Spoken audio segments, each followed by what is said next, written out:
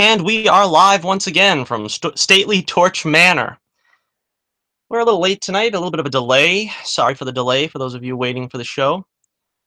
We got a really great show for you tonight on Johnnie Torch Live. I've been looking forward to this one. A couple of weeks ago, we did our DCU or DCEU ranking of the films. Tonight, we're going to bring you the MCU film ranking. I put a poll up on my Twitter page to see if people would rather I do the Spider-Man film rankings or the MCU rankings, and with one vote cast, the deciding vote, I'm going to do the MCU rankings, which is really exciting for me. I'm looking forward to doing this. We've got 16 films in the MCU thus far, with Spider-Man: Homecoming now added to the list. And so we have quite a lot to look forward to. I think I don't have any concerns about my battery. I think I've got it plugged in this time so that I don't have to worry about running out of juice. So this might be a long one. Sit down, make yourself a little frozen treat there, a little refreshment as well, because this might be a little bit longer than usual, but we'll try to get this done in about an hour. And I will try to review, because I really wanted to write down all my thoughts on all these films.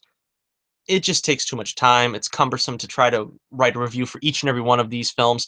Eventually, I'll try to get to some individual reviews on these films. Of course, some of them I've already reviewed individually. You can find my reviews for Iron Man 3, uh, Civil War, a bunch of them probably from, I think, Civil War on. I've got reviews. I did the odd review. No, yeah, I did Age of Ultron. Probably from about there on is when my channel began, and I have some reviews up from them.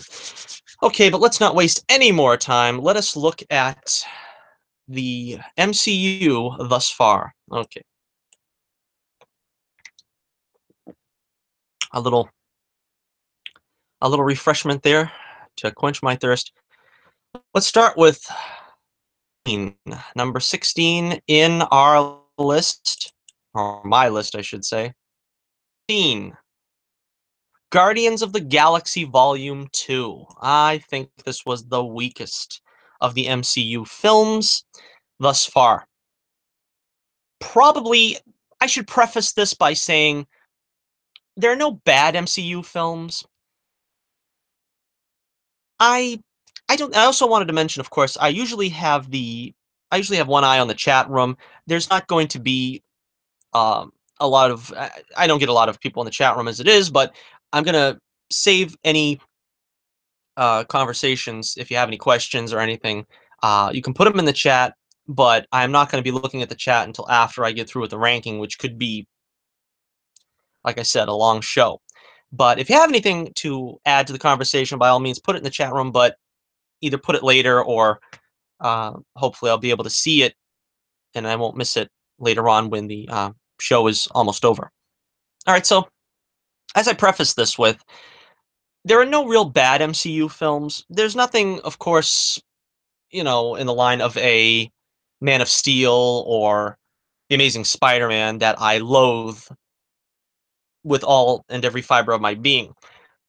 I think the closest to one that I don't like in the MCU would probably be Guardians of the Galaxy Volume 2, which is number 16 on our countdown. I really enjoyed the beginning with ELO and Mr. Blue Sky and Baby Groot dancing. Pretty much after that scene, the film goes downhill for me, and I really don't enjoy it. Um, it's a very dark film, much darker than the previous Guardians of the Galaxy film. I even would go so far as to say mean-spirited. I know I'm not the only one to make that, observation on the film, but it's a very bleak film. You've got Star-Lord's father, of course, a great performance by Kurt Russell, nothing to take away from him, but where he's trying to basically use Star-Lord, and it's just very unpleasant, that he caused his mother's death, a woman that he supposedly professed to love. And then you also have Rocket pretty much acting like a jerk throughout the film.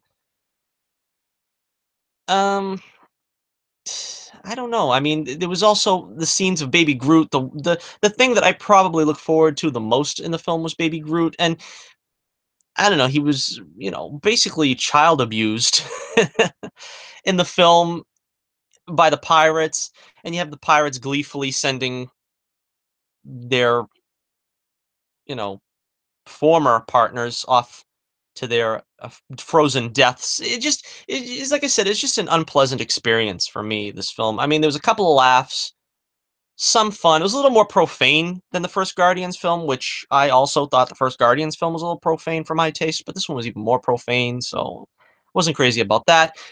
On the plus side, of course, there was some funny scenes of like Rocket taking out some of the Ravengers with Glenn Campbell in the background. You had some very funny stuff with um, Drax. I thought his stuff with Mantis was pretty funny, even though that was also sort of in a mean spirited vein. But I thought that was kind of amusing. You also had the the relationship with Star Lord and Gamora wasn't much of anything to me anyway. But I liked the relationship between Gamora and Nebula. I thought that was pretty good. You got to see Nebula because in the first film, I thought Nebula sort of got a raw deal, didn't get much development, character development. I thought she got a lot here. That was pretty good.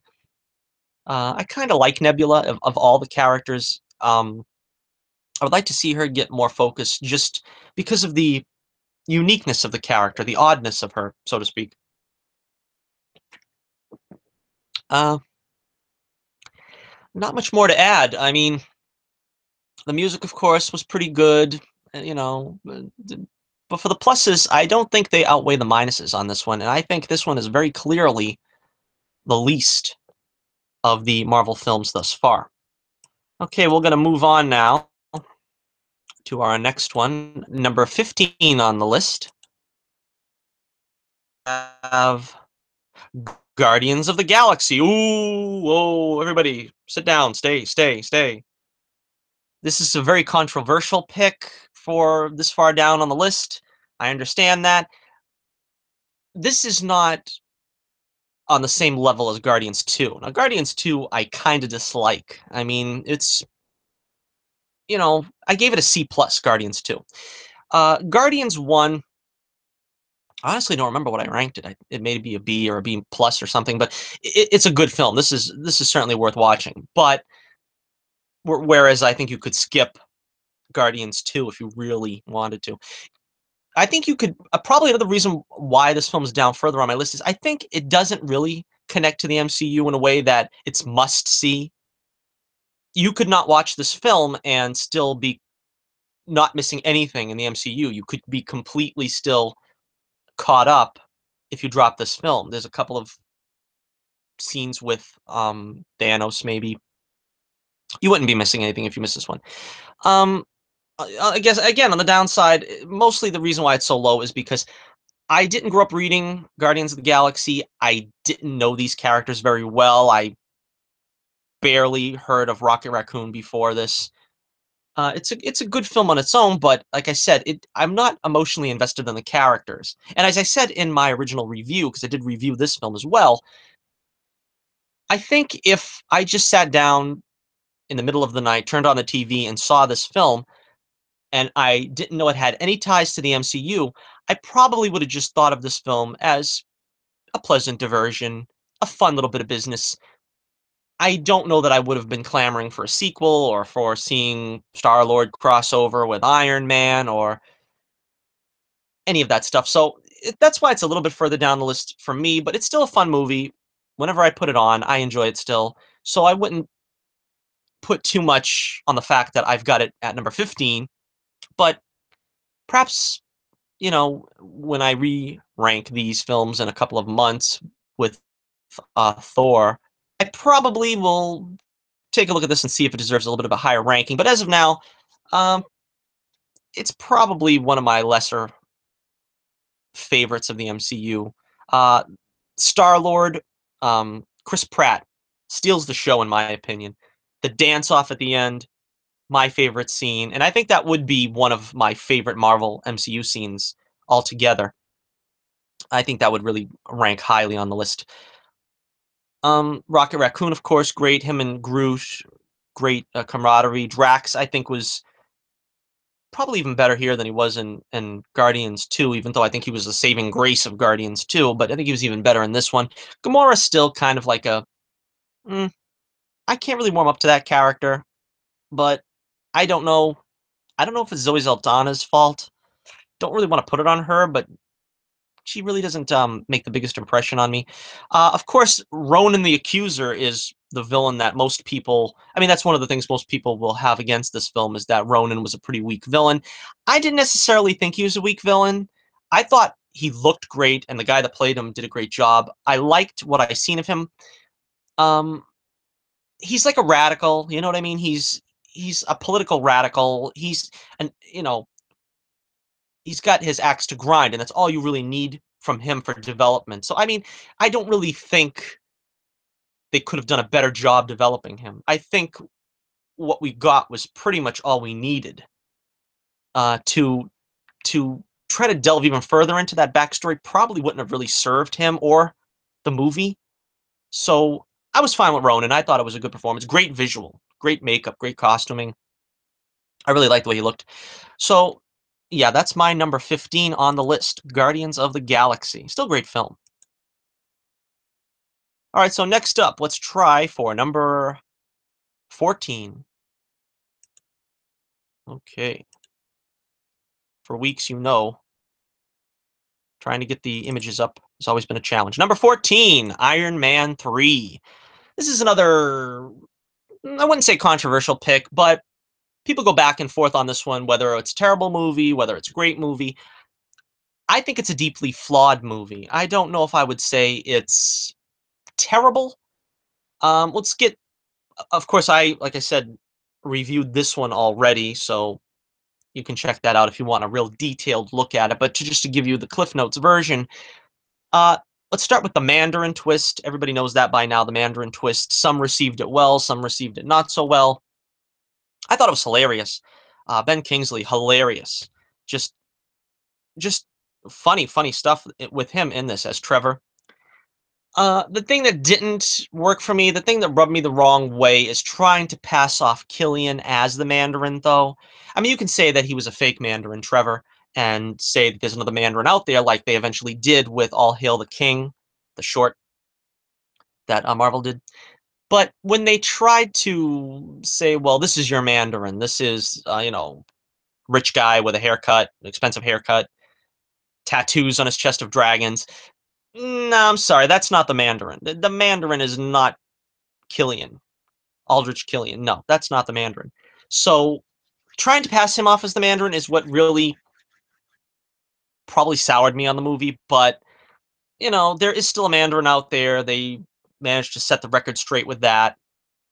So I can't hold it too much against the film. The other thing I'm not crazy about with the film, of course, other people have brought this up as well, is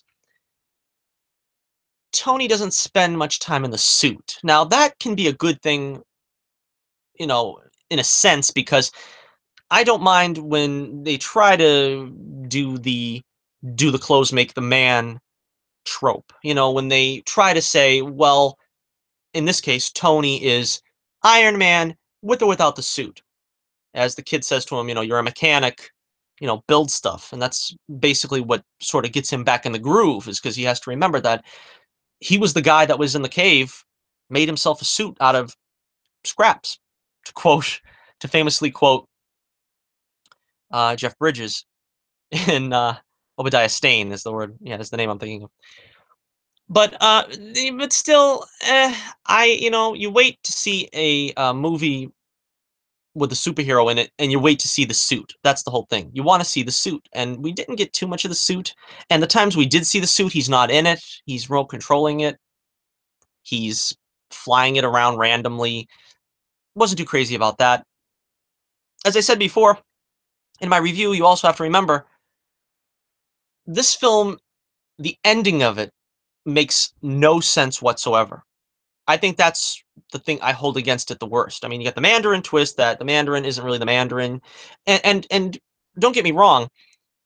Like I said, I don't think Aldrich Killian was that great, but you also have to remember that we had been built up so much that Ben Kingsley, his Mandarin was going to be the real deal, buddy. He was going to be like nobody's business. They built up the 10 rings in the first movie, and we saw that guy Farran or whatever his name was with the one of the rings, and we thought, oh boy, the Mandarin, Ben Kingsley Mandarin, is gonna really collect those rings. He's gonna be a big shot in this movie. He's gonna own all of the Ten Rings organization. The different fractions and sects of it are all going to be reporting to him. Didn't happen. That's one of the things I think that really disappointed people. Didn't happen.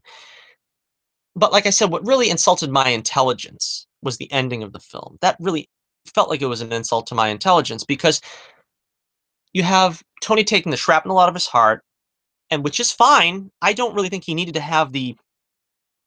Although that's arguable. I mean, did he really need to have that arc reactor in his chest to make him the comic book Iron Man? I don't know. That's debatable. We could talk about that some other time, maybe. But I don't even mind that so much, taking that arc reactor out, because of course you got to remember the whole crux of the Marvel characters is they all have a weakness. His weakness was the arc reactor. So when you take that out, do you lessen the impact of Iron Man? I don't know. That's like I said, that's a question worth asking. But again, to get to my point, I know I'm getting off on a rabbit trail here, but to get to my point, Iron Man 3 ends with him taking the shrapnel out of his heart. Why doesn't he do that in Iron Man 2? In Iron Man 2, he's dying through the whole movie because he's got palladium poisoning because of the arc reactor in his chest, but he needs the arc reactor in his chest to keep the shrapnel from giving him a heart attack, from giving him cardiac arrest. So now that all of a sudden he can decide to just, well, I want to take the shrapnel out of my heart, that should have been done in the first movie after he came out of Afghanistan. Doesn't happen until the end of the third movie. Insults my intelligence. I'm sorry. I just can't get past that. That's ridiculous. Also, the Tony blowing up the suits. I mean, they kind of redeemed that later on, which we'll get to maybe a little bit later when we talk about Civil War, when we talk about Age of Ultron.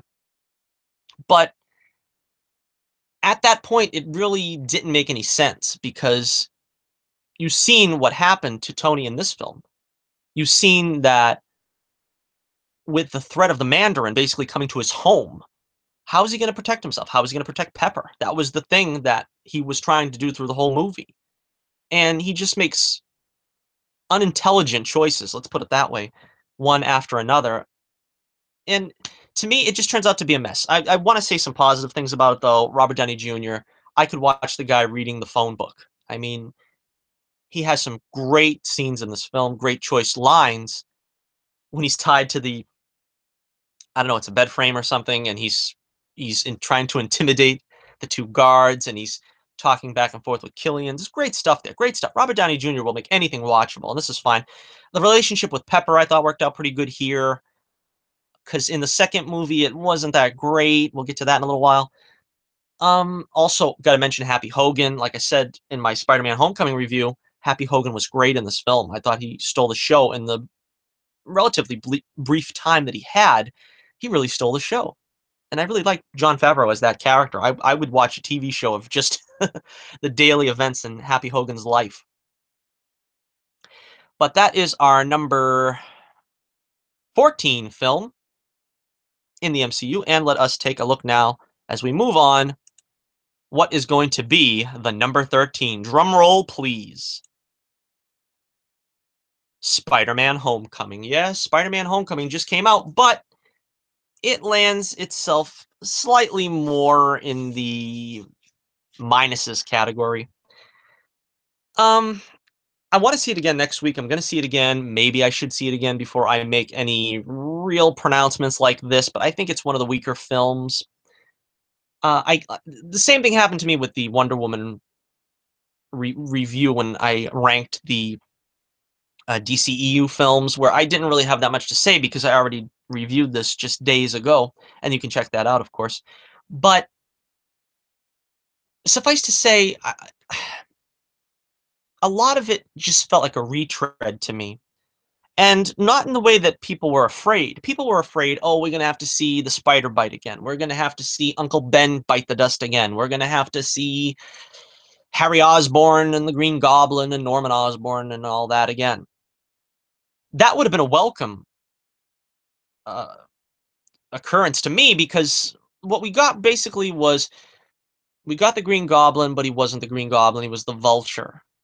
And instead of Harry, it was Liz, and instead of a real, worthwhile relationship with somebody, it was just this, puppy love with Liz Allen.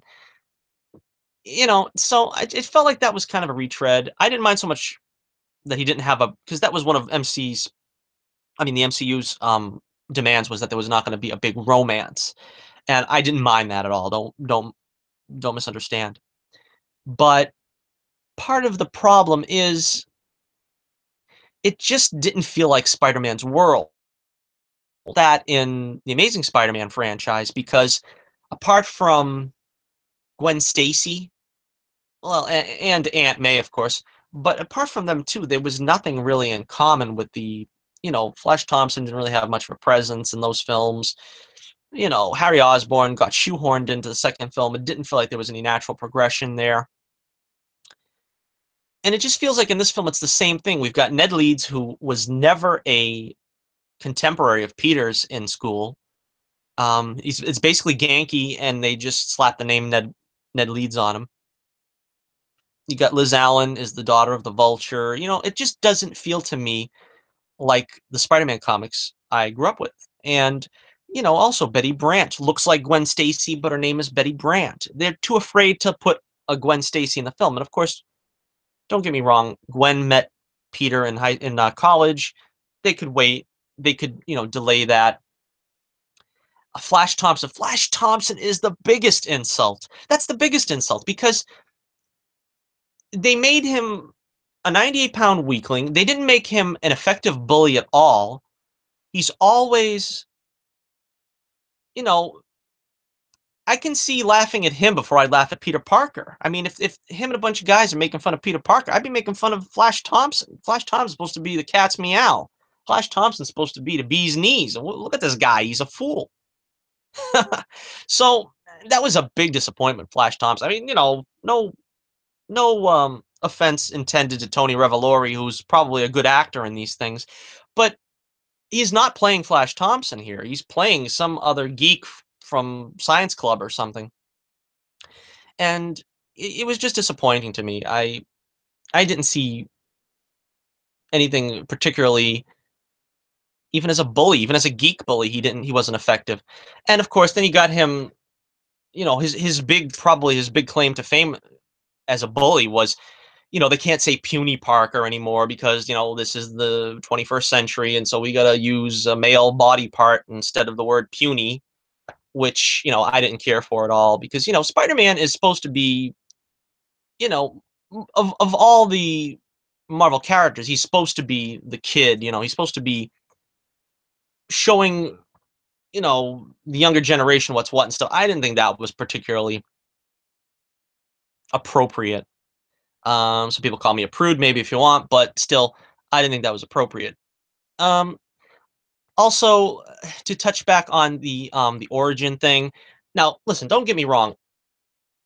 All I really wanted is you have to give some kind of context for the character. You have to give some kind of context for in every superhero film. Let's just I'm just going to take off the top of my head. Let's look at Batman v Superman. Not too many people like Batman v Superman, but even they understood you have to show Batman's parents getting killed. You have to at least mention it. And the fact that they can't mention Uncle Ben by name because Uncle Ben is sort of like a albatross around the neck of the franchise. Oh, we got to see Uncle Ben die again. But they understood you have to set up that movie. How does Batman v Superman start? It starts with Batman's parents getting killed. Now, the difference between Spider-Man and Batman is I think you probably don't even need to show Batman's parents getting killed if you're going to do a Batman movie because of course everybody knows his origin at this point, the same as Spider-Man. And with Superman, you don't really have to show Krypton even. You just start the story with him already being on Earth, and people remember, oh, he's from Krypton. That's fine. But in the case of Spider-Man, the thing that makes it different is that Spider-Man's whole character comes from his origin. Now, you don't need to see Batman train, you don't need to see the progression of his growth, you don't need to see Superman learning about his origin and about his coming from another planet. You don't really need that to jump into another story. What you do need for Spider-Man is you need to understand why he's doing what he's doing. The reason why he's doing what he's doing is because he was a jerk. He was a jerk at the worst possible time in his life. He was a jerk, and it resulted in Uncle Ben dying.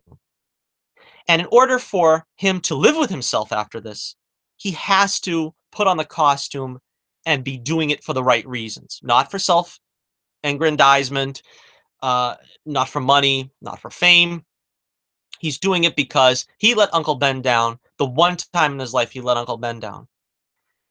And that is the core of Spider-Man. And that's why I think it's so important that, all right, you didn't need a flashback. I won't even say you needed a flashback. What they really should have done is, you remember that beautiful scene in Spider-Man 2, another one of the great Spider-Man films, when Peter's sitting down with Aunt May and he unburdens himself with the story of what actually happened that night when Uncle Ben died. And it's a beautiful scene. It's like 3 minutes of just him talking heartfelt to Aunt May. That's all I needed. That's all I needed for an origin. You don't need to show me a flashback. You don't have to hire an Uncle Ben actor. You don't have to show me the spider bite.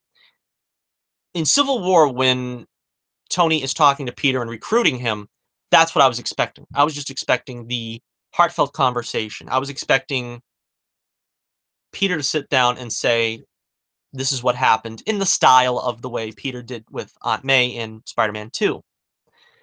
That doesn't happen in Civil War. They trip over a lot of words when all they really needed to say was, I let my Uncle Ben down, and with great power comes great responsibility. I know that now, and this is why I want to wear this costume. That's all. That's all I asked for.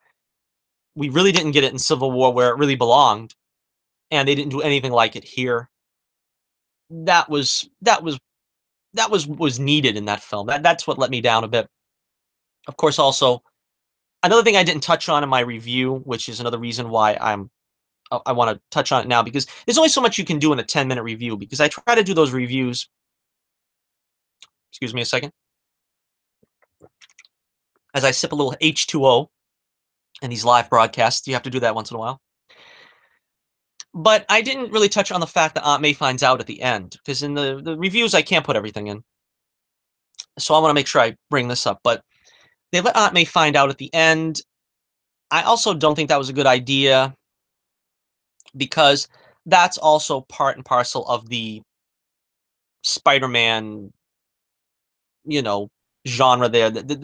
He can't let Aunt May find out. Now, usually it's because, well, she's old and she's going to take a heart attack if she thinks I'm out there fighting crime and this and that. In this case, of course, Aunt May's young. I've been against a young Aunt May from the beginning, so I'm not going to beat that into the ground. But they had a good excuse in this film. It was, oh, after all Aunt May's been through, I can't tell her because she'll freak out, and when she freaks out, I freak out. And that was a very funny line. But then they go and in the same film let her find out, and I think that was a big missed opportunity, because where do you go from here?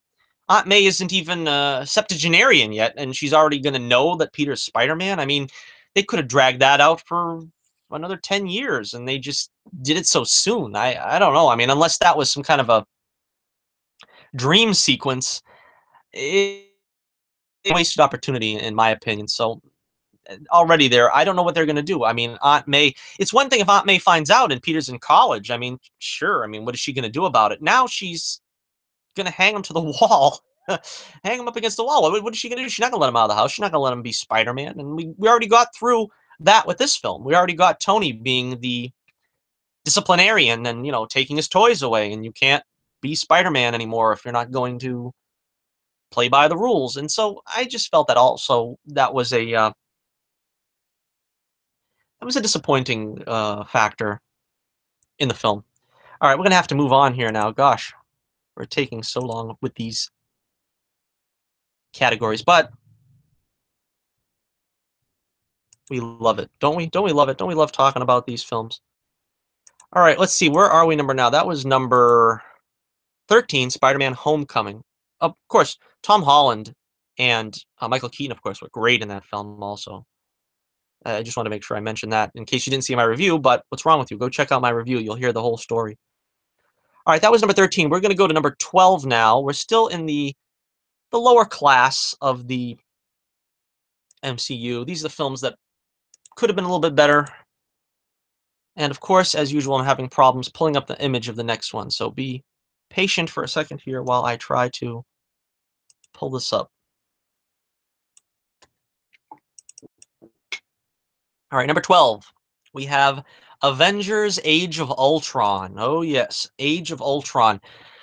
Big missed opportunity here. Big missed opportunity. I was disappointed with this, and this is one of I think this was probably the first time I walked out of an MCU film thinking could have been better. Now, it's not an awful film by any stretch of the imagination, but it didn't live up to expectations. This is a problem that a lot of films have. Joss Whedon did such a remarkable job with the first film, with the first Avengers, that they gave him carte blanche to do whatever he wanted in the sequel. And I think they did the same thing with James Gunn in the Guardians franchise. They gave him carte blanche to do whatever he wanted in the sequel. And then usually when you give the director free reign to do whatever you want in the sequel, it usually is a letdown. Tim Burton did that in the Batman films. The first movie, 89, I still have my problems with it, but it was a pretty solid, by the numbers routine. And then when, of course, he does Batman Returns, it becomes like a grim fairy tale, and it put off a lot of people with the weirdness of the Penguin and so forth. And it's something like that happened here, I think, with Joss Whedon and the Avengers. That he did such a good job. And this one, he kind of just he played up a lot of strange things that I didn't need to see. You got Hawkeye's home life. I don't know why we needed to see it.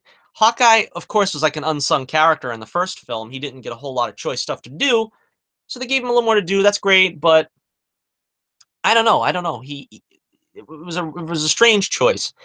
Then we get the Banner and Black Widow romance, which I was completely confounded by. I don't know what the heck was going on there.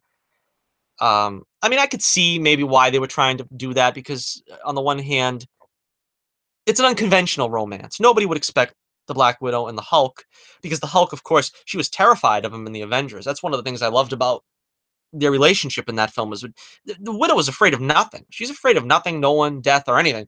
And the one thing she seemed to get rattled by was the Hulk. And so I think that it was a clever way of saying this is what attracts her, the danger, something that she can't control and doesn't feel safe around is the one person that she's gonna fall for. So I mean, I can see where they were going with that. I just didn't buy it. I didn't buy it for a minute. I didn't think that was a great choice. We got the twins, Wanda and Quicksilver, Pietro. They were good. I don't know. I was kind of disappointed that they killed off Quicksilver so soon. Kind of thought they could do more with him. But it's tough to write a character that's so overpowered like that. He's, can just do it all. Then what else? What do you need anybody else? It's one of the reasons I think they killed him off. And of course, they're doing lots of stuff with him over on the Fox X-Men franchise. So it's not like, I guess they didn't want the competition as well. But they were good. I liked the twins. They wasn't that, they were serviceable.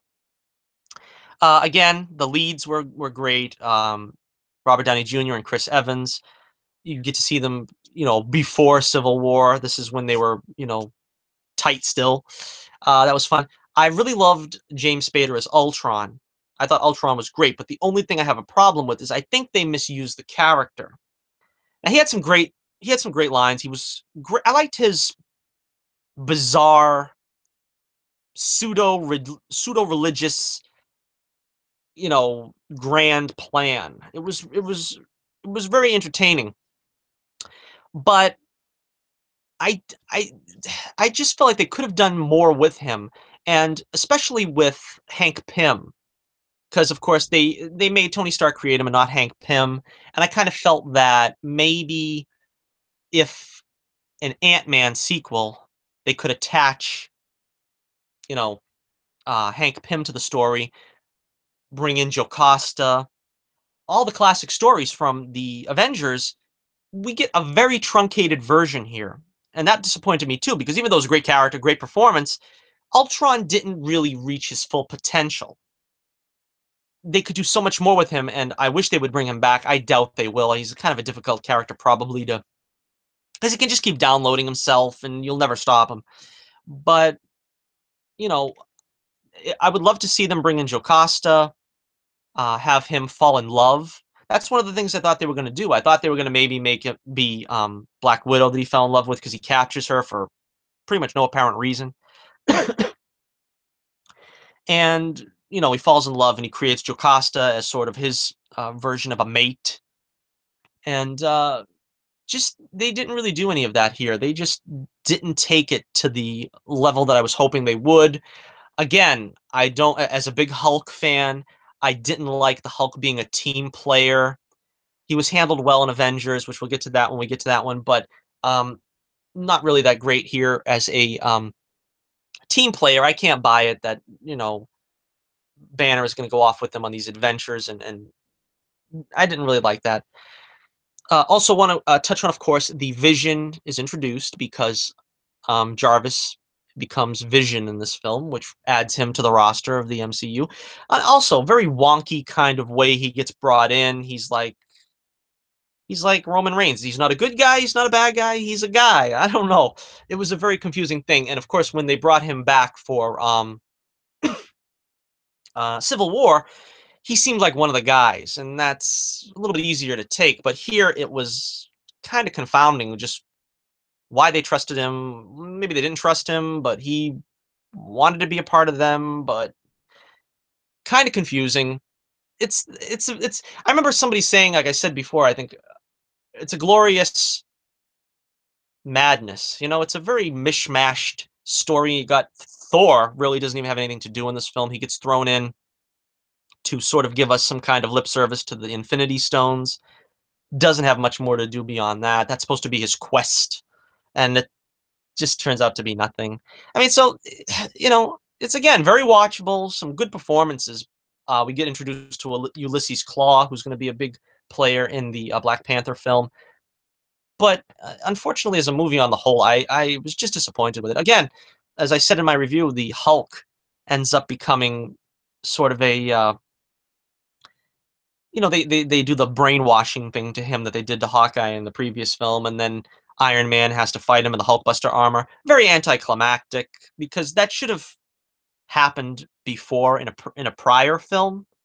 In this case, it feels like they just tacked it on because everybody expects to see Hulk versus Hulkbuster armor at some point, and well, let's squash it into this movie because, well, we're not going to be able to do it anywhere else. Kind of disappointing. Uh, like I said, just check out my review on that one for more details, I guess. But let's let's move on now. For going to be breaking into the top 10 pretty soon, but it was tough to decide which one was going to be my 10 and which one was going to be my 11. But this one, I think, number 11, we have Ant-Man. Really like this film. Really enjoyed this one when I seen it. If anything, I think maybe the thing that holds it back a little bit is it. As I said in the review again, I always call back to my reviews, but I remember saying that it's sort of a. It reminds me of like the Green Lantern movie, where you have a lot of the familial problems. That's sort of you know, the crux of the film. It's like he's doing it all for his daughter, and I thought that was good. I like the fact that he's doing it all for his daughter. But then the early scenes, it feels like it takes a long time to get warmed up. It feels like you know, by the time they get going with the Ant Man stuff, it's like we have to just you know get sort of a jump start into the film halfway through. I don't know if everybody would feel that way, but it's to me, it feels like the beginning of the movie drags a little, and it's kind of funny because you got Michael Pena, of course, is hilarious in this film, and you got the other two guys, which were great, Ti and David Dismantleson, if if I pronounced his name right again. But yeah, and so when they finally start doing the heist stuff and Pym comes into it, that's when the movie really takes off for me. So I think that's, if anything, that's the reason why this one just doesn't make the top 10 cut. But still a great film. Paul Rudd, I think he's fantastic. He really, because I didn't know him from a hole in the ground. When they said Paul Rudd's in the Ant Man, I'm like, all right, whatever. But he really made this film he made this role his own because, of course, Ant Man is something that a lot of people scoffed at and thought, they're going to make a movie of Ant Man. Yeah, all right. But, he really made it his own and really made it a likable character and a fun character. And of course, Kirk Douglas, of course, was fantastic in this film as Hank Pym. You got to see, as a hardline Hank Pym fan that I am, I wanted to see him done justice, and was done justice because, I would have preferred that they had starred Hank Pym as the Ant Man and not do this generational thing, this generational story. But taken for what it is, I already made that rant, but taken for what it is, that they're going to go with a second generation Ant Man and Wasp already. I thought they did justice by them both. Of course, the Wasp, Evangeline Lilly. Can't wait to see her become the Wasp in the next film. She had a great role here. I liked the chemistry between them two because it wasn't a lot of people prize the chemistry between like Tony Stark and Pepper Potts, and of course that's a great couple in the MCU.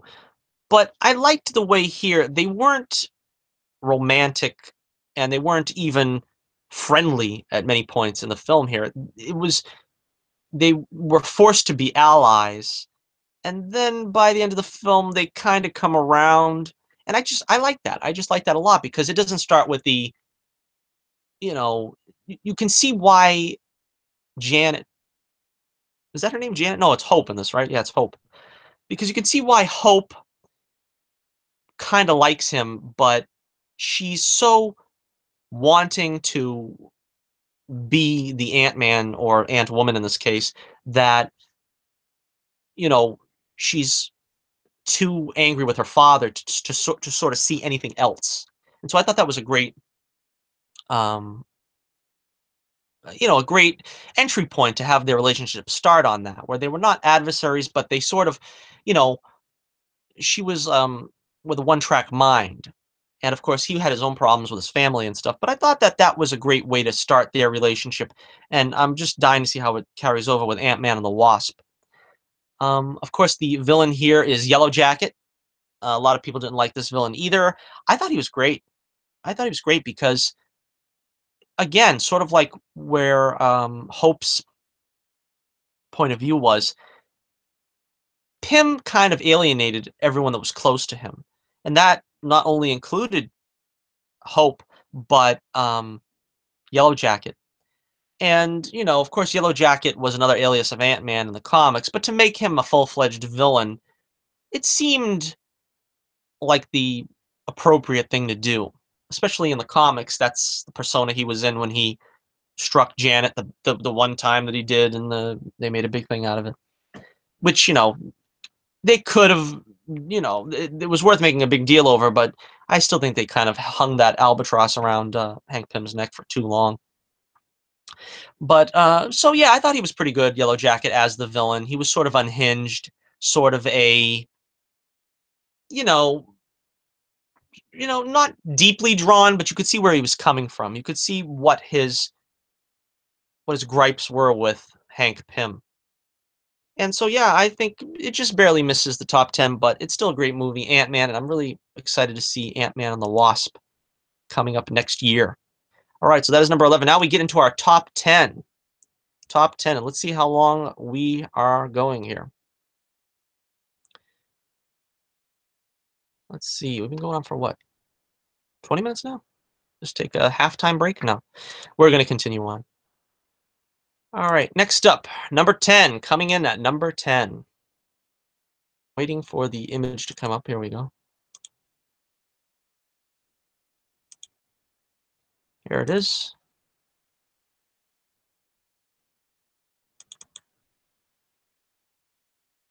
Strange. Yes, Doctor Strange.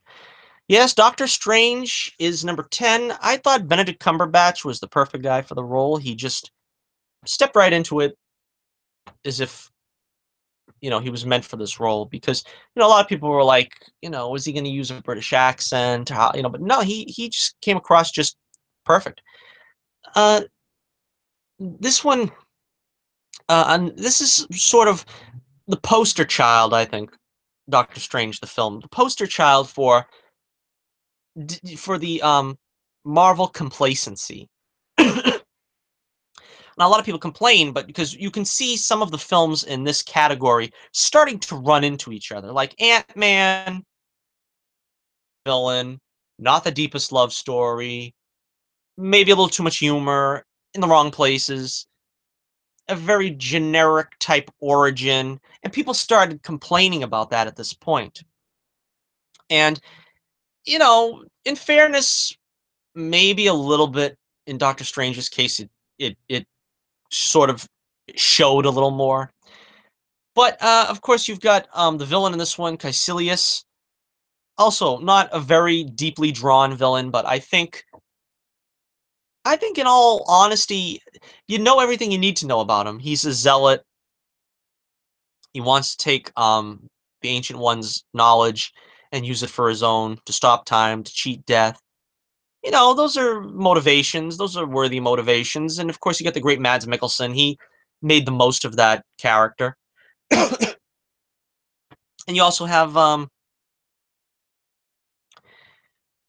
that great performance when he's like trying to explain to Doctor Strange why he's doing what he's doing. That he brought a lot to the character. Maybe he would have been a weaker character had there been a weaker actor in there.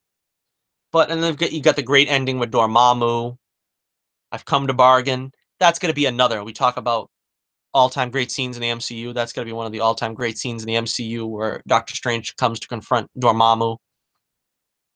We've got a pretty good, supporting cast. Chiwetel Ejiofor as Mordo, um, Benedict Wong as Wong.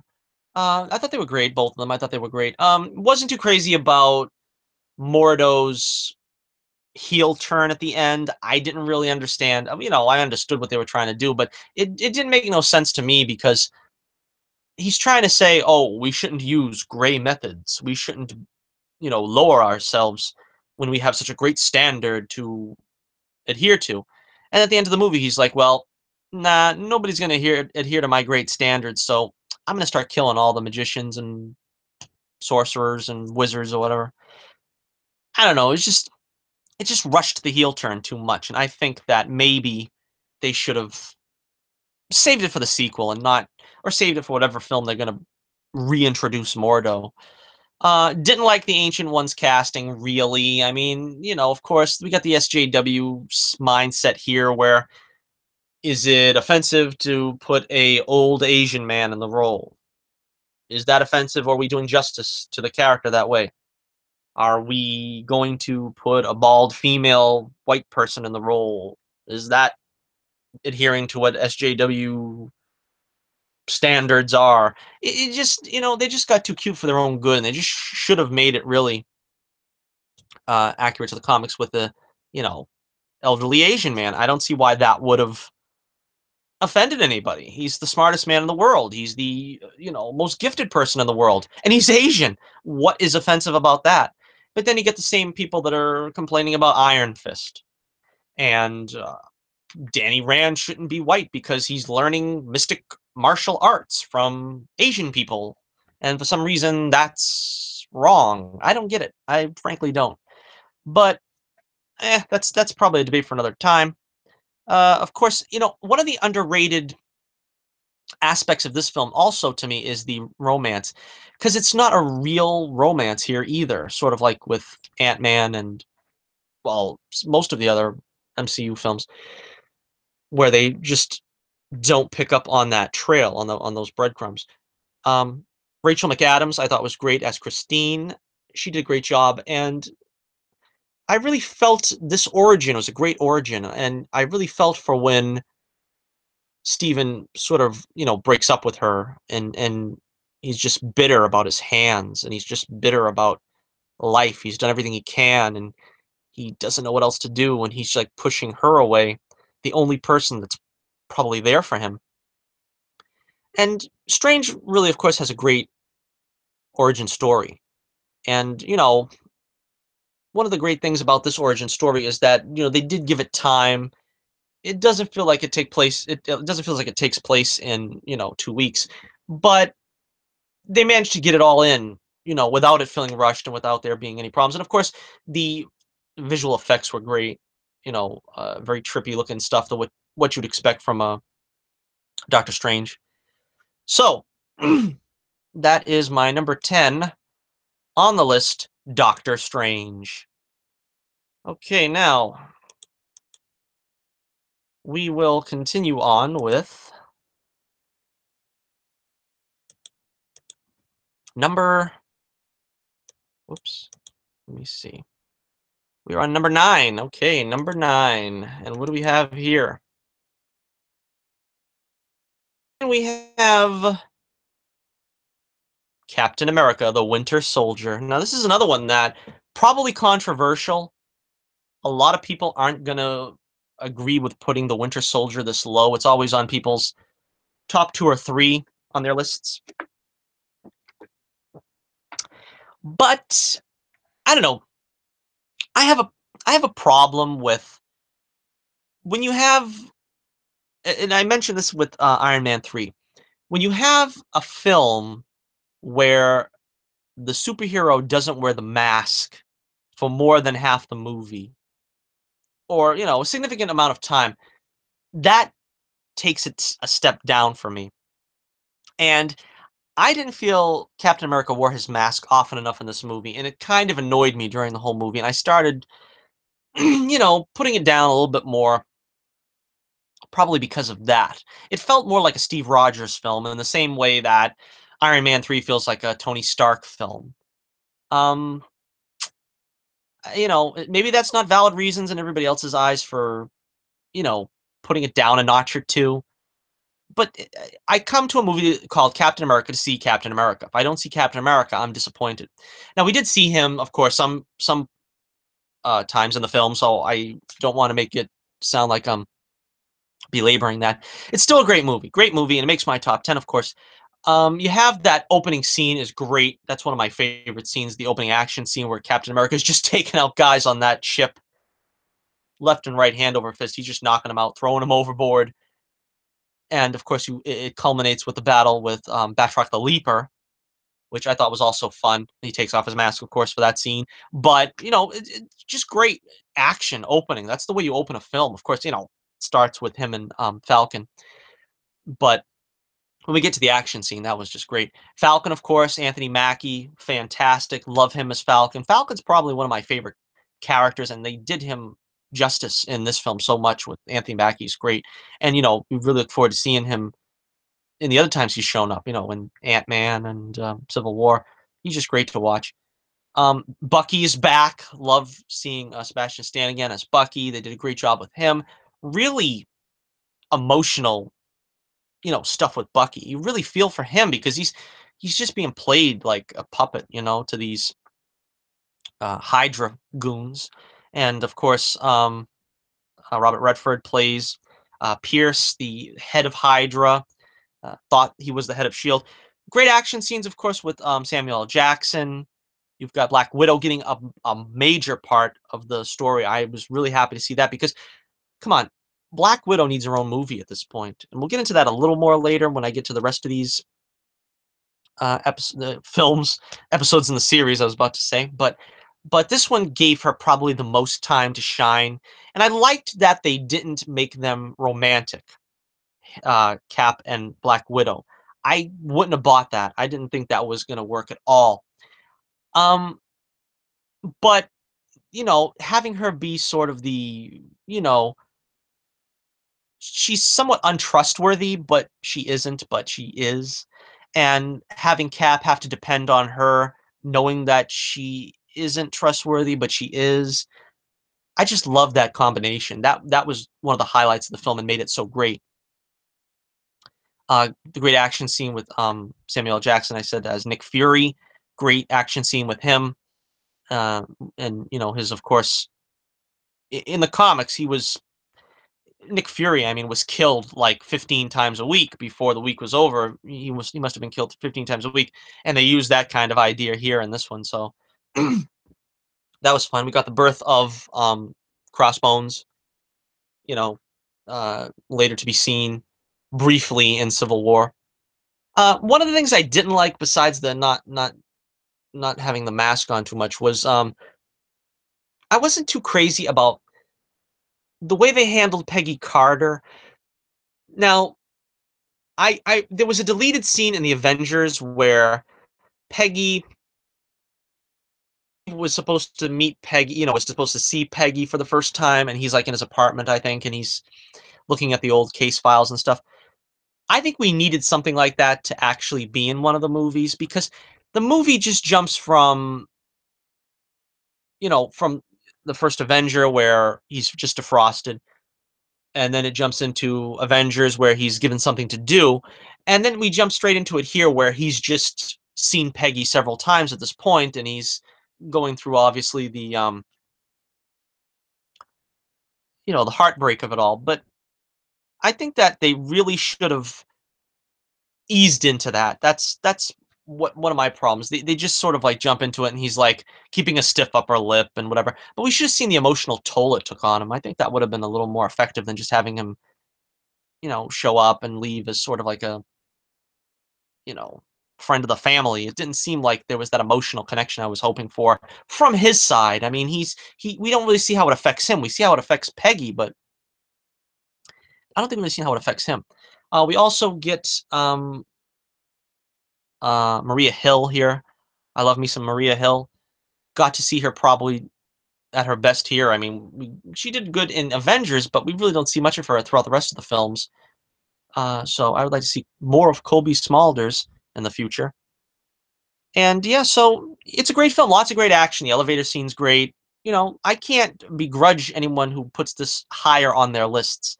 Me, kind of putting it a little bit lower, but it's still a great film. And very funny too. There's some great lines, especially from Anthony Mackie. I thought he was great. So there you have it. That is number 9 on our list, The Winter Soldier. All right, coming in at number 8. Number 8. Oh boy, this is a marathon, boy. Let's see. We have, okay.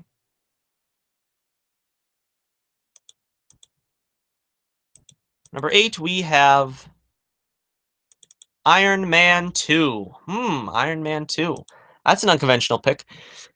Now, a lot of people put this one at the very bottom of their list. I used to do that. I used to have this at the end of the list because quite obviously it's the weakest of the Phase 1 films. I mean, you had great films. Cap and Iron Man, Thor. All those first films were so great that this one was a notch below. But I sat and watched it, with a clear head, and just evaluating it on its own merits. It doesn't deserve really to be at the very bottom. The thing that everybody complains about is, oh, it's a commercial for the Avengers. It's a commercial for the Avengers. It's not a commercial for the Avengers. It introduces you to a couple of characters that needed to be introduced before the Avengers started. Now, Black Widow was in 90% of the Winter Soldier. Did anybody complain that it was a commercial for the Avengers? No, because it was the Black Widow as a co-star in an Avengers. I mean, in a Captain America movie. It's the same thing here. Black Widow is a co-star in a Iron Man film. She's not even a co-star in this film. She's just got like a minor role. So I don't understand the complaints about that one. So don't give me that line where it's an Avengers commercial. I don't get that. I don't see that here with this. They introduced the Black Widow because the Black Widow needed to be introduced for the Avengers since they weren't going to give her a solo film, which, again, why won't they give her a solo film? I don't know. We got the tag of um, Nick Fury in the first Iron Man, of course. Common sense would tell you they have to carry on with that storyline because he met Tony in the last film. What happened from that meeting? And of course, it builds in this film. Why is that a problem for people? I don't know. Um, We get to see War Machine for the first time. That was a treat. Don Cheadle takes over the role of Rhodey. I thought he was good. I'll talk more about that when we get to the first Iron Man film about the Rhodey situation. The there was the problem with this film, if I could just get right down to it, is what we were talking about before when we were saying usually when a director gets a sequel and he gets the chance to put his stamp on the story and it's his film and he can do what he wants, whatever he wants, and the studio gives him carte blanche. This is the exception to the rule. That doesn't happen here. I don't see this film as wildly Favreau-ish. I don't think this is really all Favreau's. I think this is like a of the inmate because with Mickey Rourke, like for instance, Mickey Rourke comes in and he wants to do all these things and where's my bird and all this. This is all stuff that Mickey Rourke brought to it that Jon Favreau didn't want to tell him no. And I think you get a sense of that too with the extra manic and the extra zany Tony Stark in this film, where he just like dialed it to 11 and the banter with Pepper was also dialed to 11. And Jon Favreau really didn't have the heart to say no because they're so popular and successful. What are you going to tell him? You're doing it wrong. And to be honest, I think if there was any fault with some of the stuff that went on in this film, it was that Jon Favreau didn't put his foot down and say, "Look, no, I think I'm going to have to tighten the screws here. I think I'm I'm guiding the ship. Let's not let's not kick it up that much. Let's not kick it up that high." But still, that doesn't seem like a flaw to me in the film, but I think you can tell that Favreau kind of lost control of his cast and kind of lost control of what was happening here, because it got so manic and crazy. The story being Demon in a Bottle, but their version. Because obviously you can't do Demon in a Bottle. You just can't do it. Robert Downey Jr. already said that in one of the interviews I remember reading where he said, you can't have Demon in a Bottle in a film because you grind the film to a dead halt and you have Tony Stark in the Betty Ford clinic for like 45 minutes of the film, and you can't do that. You probably can't even do that in a Netflix film, in a Netflix series, because two or three episodes of that, and you're going to climb the walls because it makes for a good 22-page comic.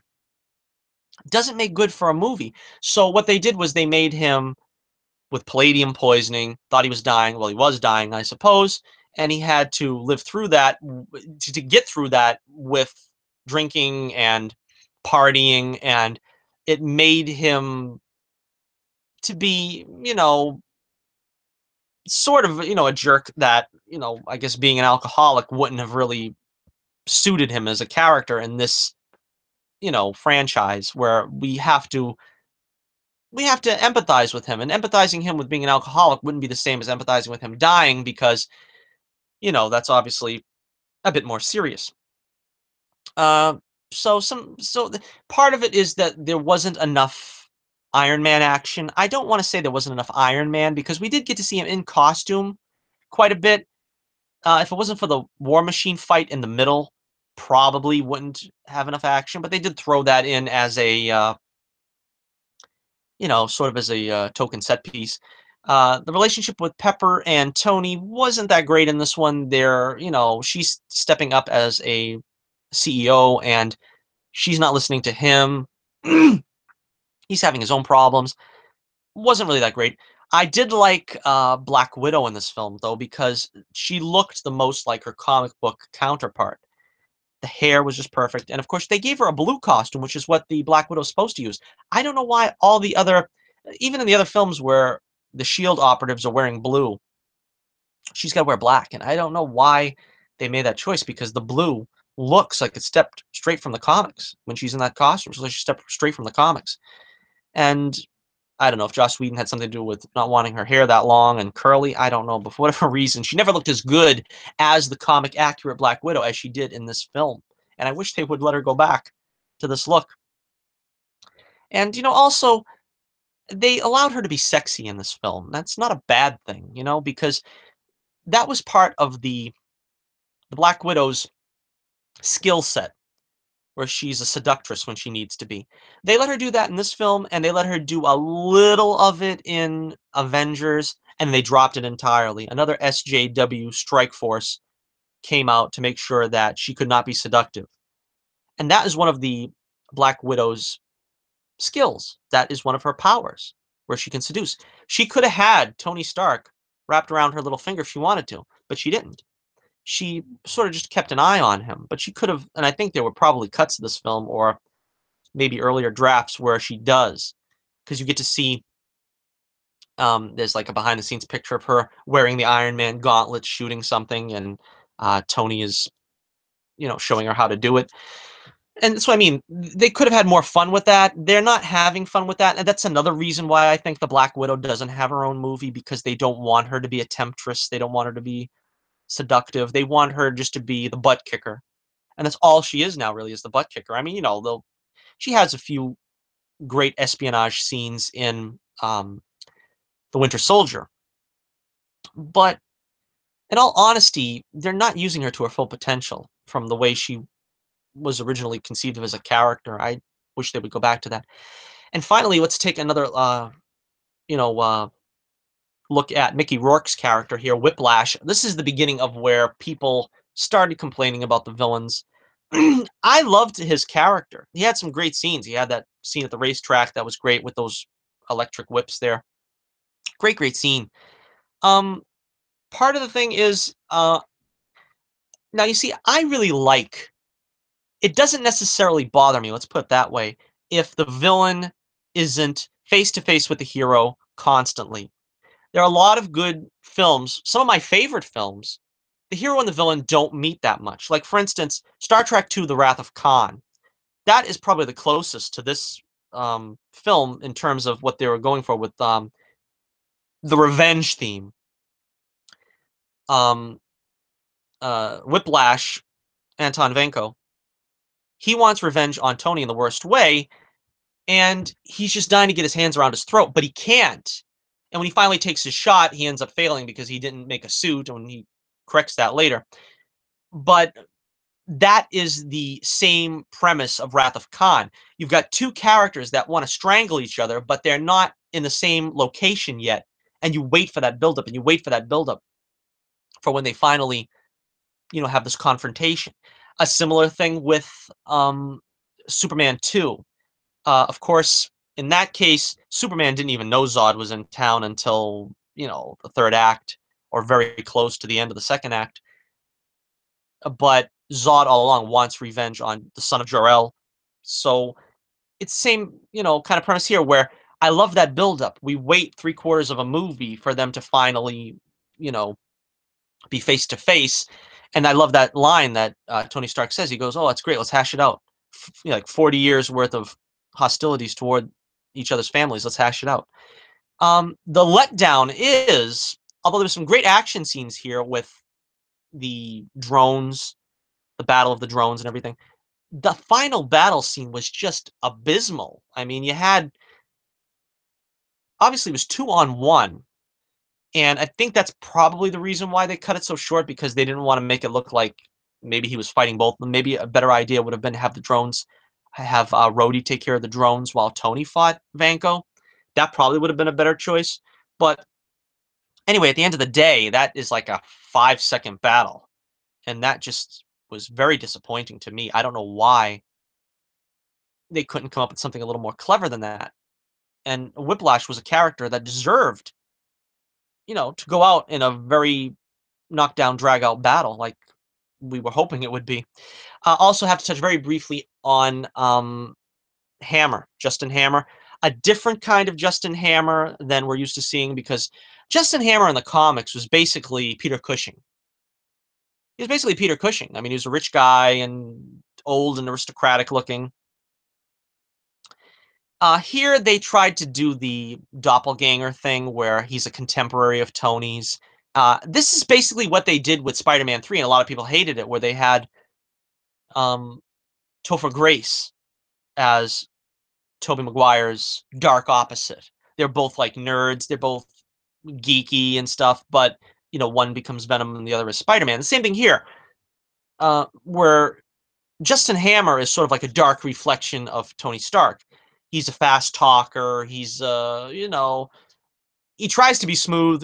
Obviously he's not as smooth as Tony Stark, but you get to see where they're playing like two sides of the same coin with that character. So I liked it. I liked that. I thought it was acceptable. And of course, the Sam Rockwell was hilarious, and a lot of that he was hilarious in that role for most of that movie. So yeah, I really like Iron Man 2 a lot. Yeah, I can understand its problems. It's very slow in the middle, and you got Tony also trying to figure out what his father left him, legacy. That's sort of the theme of the film, the legacy of the Starks versus the legacy of the Vancos. But I liked it. I really enjoyed it. I bought into it. So I bought into it wholesale. So that is why Iron Man 2 makes it to spot number 8. Okay, we are now going on to number 7. Number 7 in the countdown, and thank you for joining me. If you are joining me for this whole long, lengthy broadcast, a marathon for me. Hopefully my voice holds out.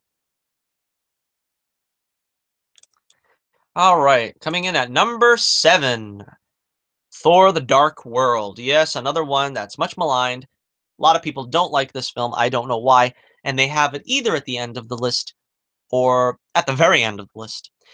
In this case, I suppose I can understand why. And I'll get to the minuses of the film first. All right, first up, you have the comic relief doesn't work as well this time because they separated all the characters. I think it doesn't work as well. And I like Darcy in the first Thor.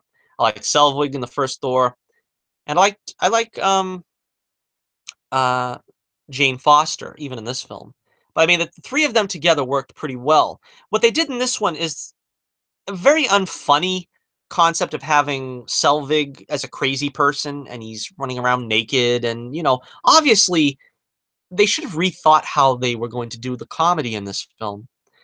Um, and then that saddles Darcy with an intern, and we just met him, and he's not really that enigmatic of a character. And it's just like their scenes suffer because they don't really give Darcy anything to work with. She's got a crazy Selvig. She's kind of a goofball in her own right, and then of course you got the intern. So there was really nowhere to go with the comedy through line in this film. So that was obviously could have worked better. It needed more work. A lot of people don't like the villain Malekith. Again, not a very deep villain. I understand the problem with Malekith is his motivations are not the typical villain motivations. He's not really out to conquer anything. He's not really out for revenge. What he really wants is to plunge the universe back into darkness, which is the way it was when the Dark Elves were in charge, were at their prime. So it's not really something you can relate to. I mean, you can understand the Red Skull wants to conquer. You can understand Loki wants revenge. What can you understand about what Malekith wants? He wants to plunge the universe into darkness. And so that's why he's not a villain that you can really empathize with. But at the same time, I thought that he was pretty clear cut enough in his ways so that I kind of could get what he wanted, even though it wasn't the most exciting concept. So I really can't say he was a terrible villain, Malekith. But for he is what he is. For what it's worth, he was effective. Thor in this film was very good. I like Chris Hemsworth, of course. This is my favorite film of Phase 2 of the MCU, and I like the way that Thor matured in this film. In the first film, of course, he's arrogant and he's, you know, not a wise ruler, and he's trying to get there in this film, and he's even wiser in his father. He's wiser than his father Odin in this one because when you know Thor's mother dies when she's killed by Malekith, Odin is ready to go to war. Obviously, he's hurting and not really thinking it through. And Thor kind of steps up and says, I can look at this, with a balanced judgment. I think I can work in through this situation without, falling victim to my emotions. Which for Thor is, that's a big, tantamount to the biggest challenge he could have. So I liked that. A lot of people don't care about Jane Foster. I actually liked the Jane Foster romance. I thought it was pretty cool. It's the concept of why doesn't he go with Thor's a god? Why doesn't he go with a goddess? Because he loves a mortal. And that's like such a great, they played with that more in Superman than they did in Thor. And it's probably more appropriate in Thor because that was in the comics. That was actually, a frequent storyline where, Thor's in love with Jane. Jane's immortal. And this is something he'd have to forsake his whole duties and everything in order to be with her. They kind of put that all aside, I think, now with the third film coming up. We'll have to see after that film comes up what they're going to do with that because, you know, Natalie Portman ain't in it. She ain't in Ragnarok, so I don't know where they're leaving her with that. But I liked the relationship between them two in this film. And it's very interesting because I thought more could have been done with Jane with the ether in her. They don't really do enough with that. She's got a good look of, it's a good look, like she says, with the, the possessed eyes and stuff. But she never really acts like anything different. It doesn't really, I guess, because it's not a personality, it's just an object. But they could have played with that more, and I think that's one of the things where maybe if they had another rewrite, they could have done something with her to make her feel more a part of this, other than she's just the vessel for the ether. They could have had her be the, you know, something that Thor had to deal with more than just transporting her with the ether in her and trying to get the ether from her. That was kind of a missed opportunity, I thought. We got the Warriors 3 again and Sif. They were fun to see again. They don't get a whole lot to do, but the scenes they do have here, we're pretty. I enjoyed it because it's like we're gonna put one over on Odin, and they all get together and you know get this like a heist and get things going step by step. I thought that was a lot of fun. That was a lot of fun, and we got a little more from Hamdall. You know, he's a glorified doorman. Let's face it. So there isn't really a whole lot for him to do. But yeah, I mean, even he was called upon. Now here is Loki. This is one of my favorite parts of the film is Loki because we have Loki in this film. Loki has such a great character arc throughout the three films: Thor, Avengers, and The Dark World. So in The Dark World here, we've already gone through Thor in the first film. He was like a fragile soul that went through this terrible trauma, this emotional trauma that he went through, and came out the other side a broken person in Avengers. In Avengers, he's broken. He was like a a fragile person in the first film, becomes broken in the second film. He has like a nervous breakdown and just wants to conquer the world, the universe, and whatever. You come to him here in the Dark World, and he's pretty much made peace with the fact that he's evil now. He's made peace with this fact. In the first film, he's, you know, he's good. He's just, I mean, trying to say he's good is an overstatement, I guess, but he just doesn't want Thor in the way. He doesn't want to hurt Thor. He doesn't want to kill Thor. He doesn't want to hurt Odin. Doesn't want to kill Odin. In the second film, in Avengers, he's fighting to keep himself evil. He wants to show that he can do it on his own. He doesn't want to attack Odin. He doesn't really want to attack Thor. He just wants to conquer Earth on his own. So now we come here, and all that pretense is gone now. I think at this point, he's like fighting to keep himself evil. So that like when they do that ruse, and Thor, you know, tries to, trust Loki, and he doesn't think he can trust Loki. And Loki says, "Trust my rage." At that point, it's like he's letting go of that evil. And he's trying to allow himself to trust Thor just long enough for him to, get revenge for his mother. I thought it was a very interesting interaction between the two, between Thor and Loki, in this film most of all. And so I really enjoyed it.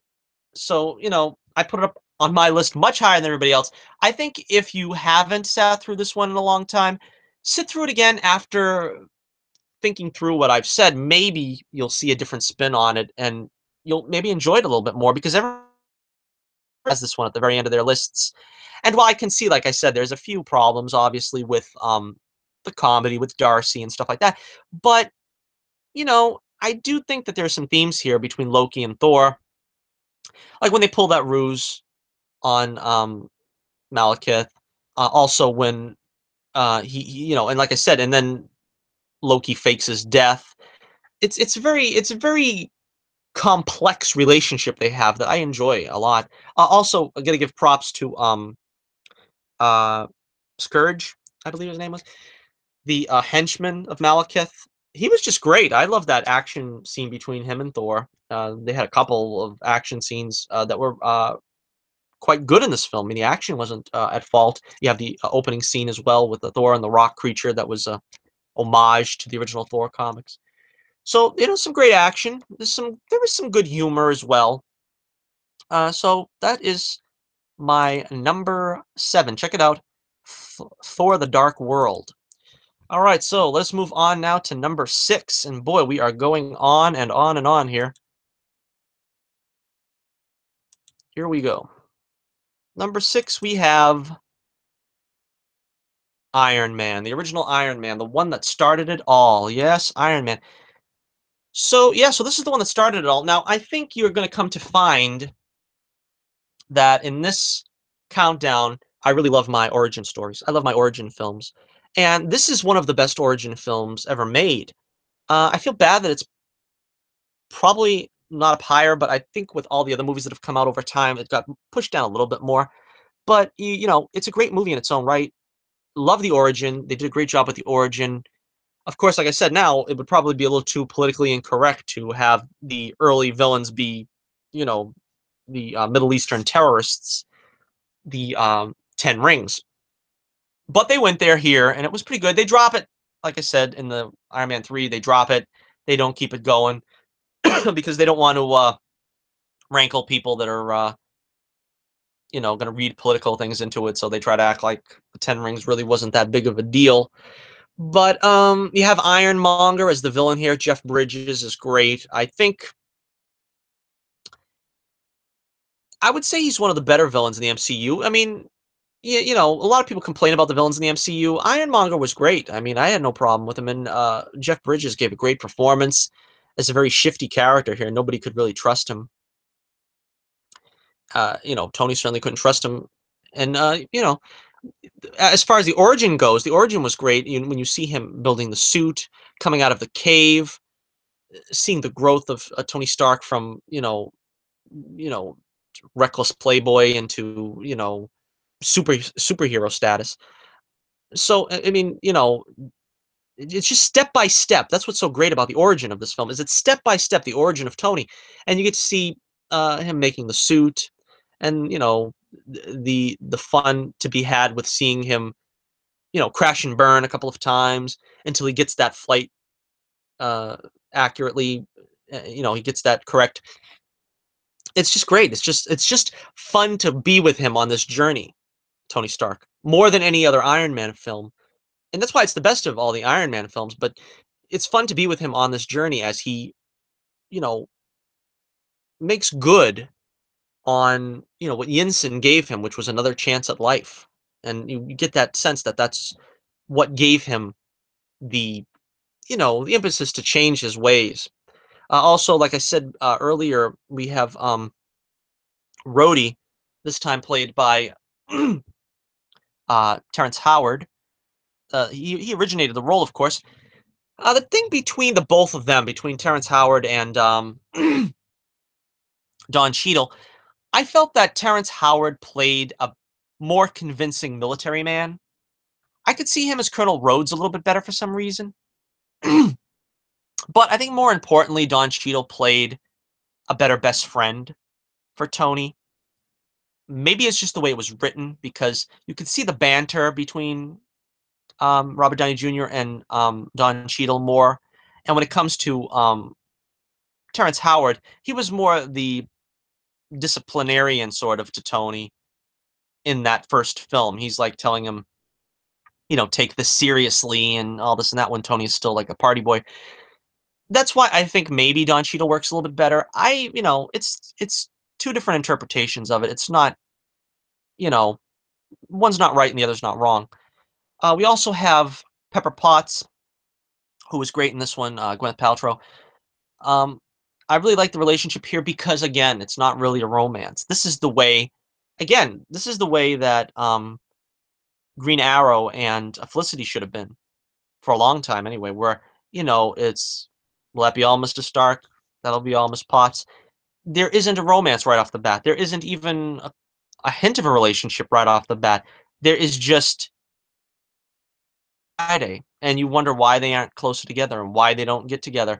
And they will eventually, but it's like taking them a long time to get their way through that, to work their way up to it.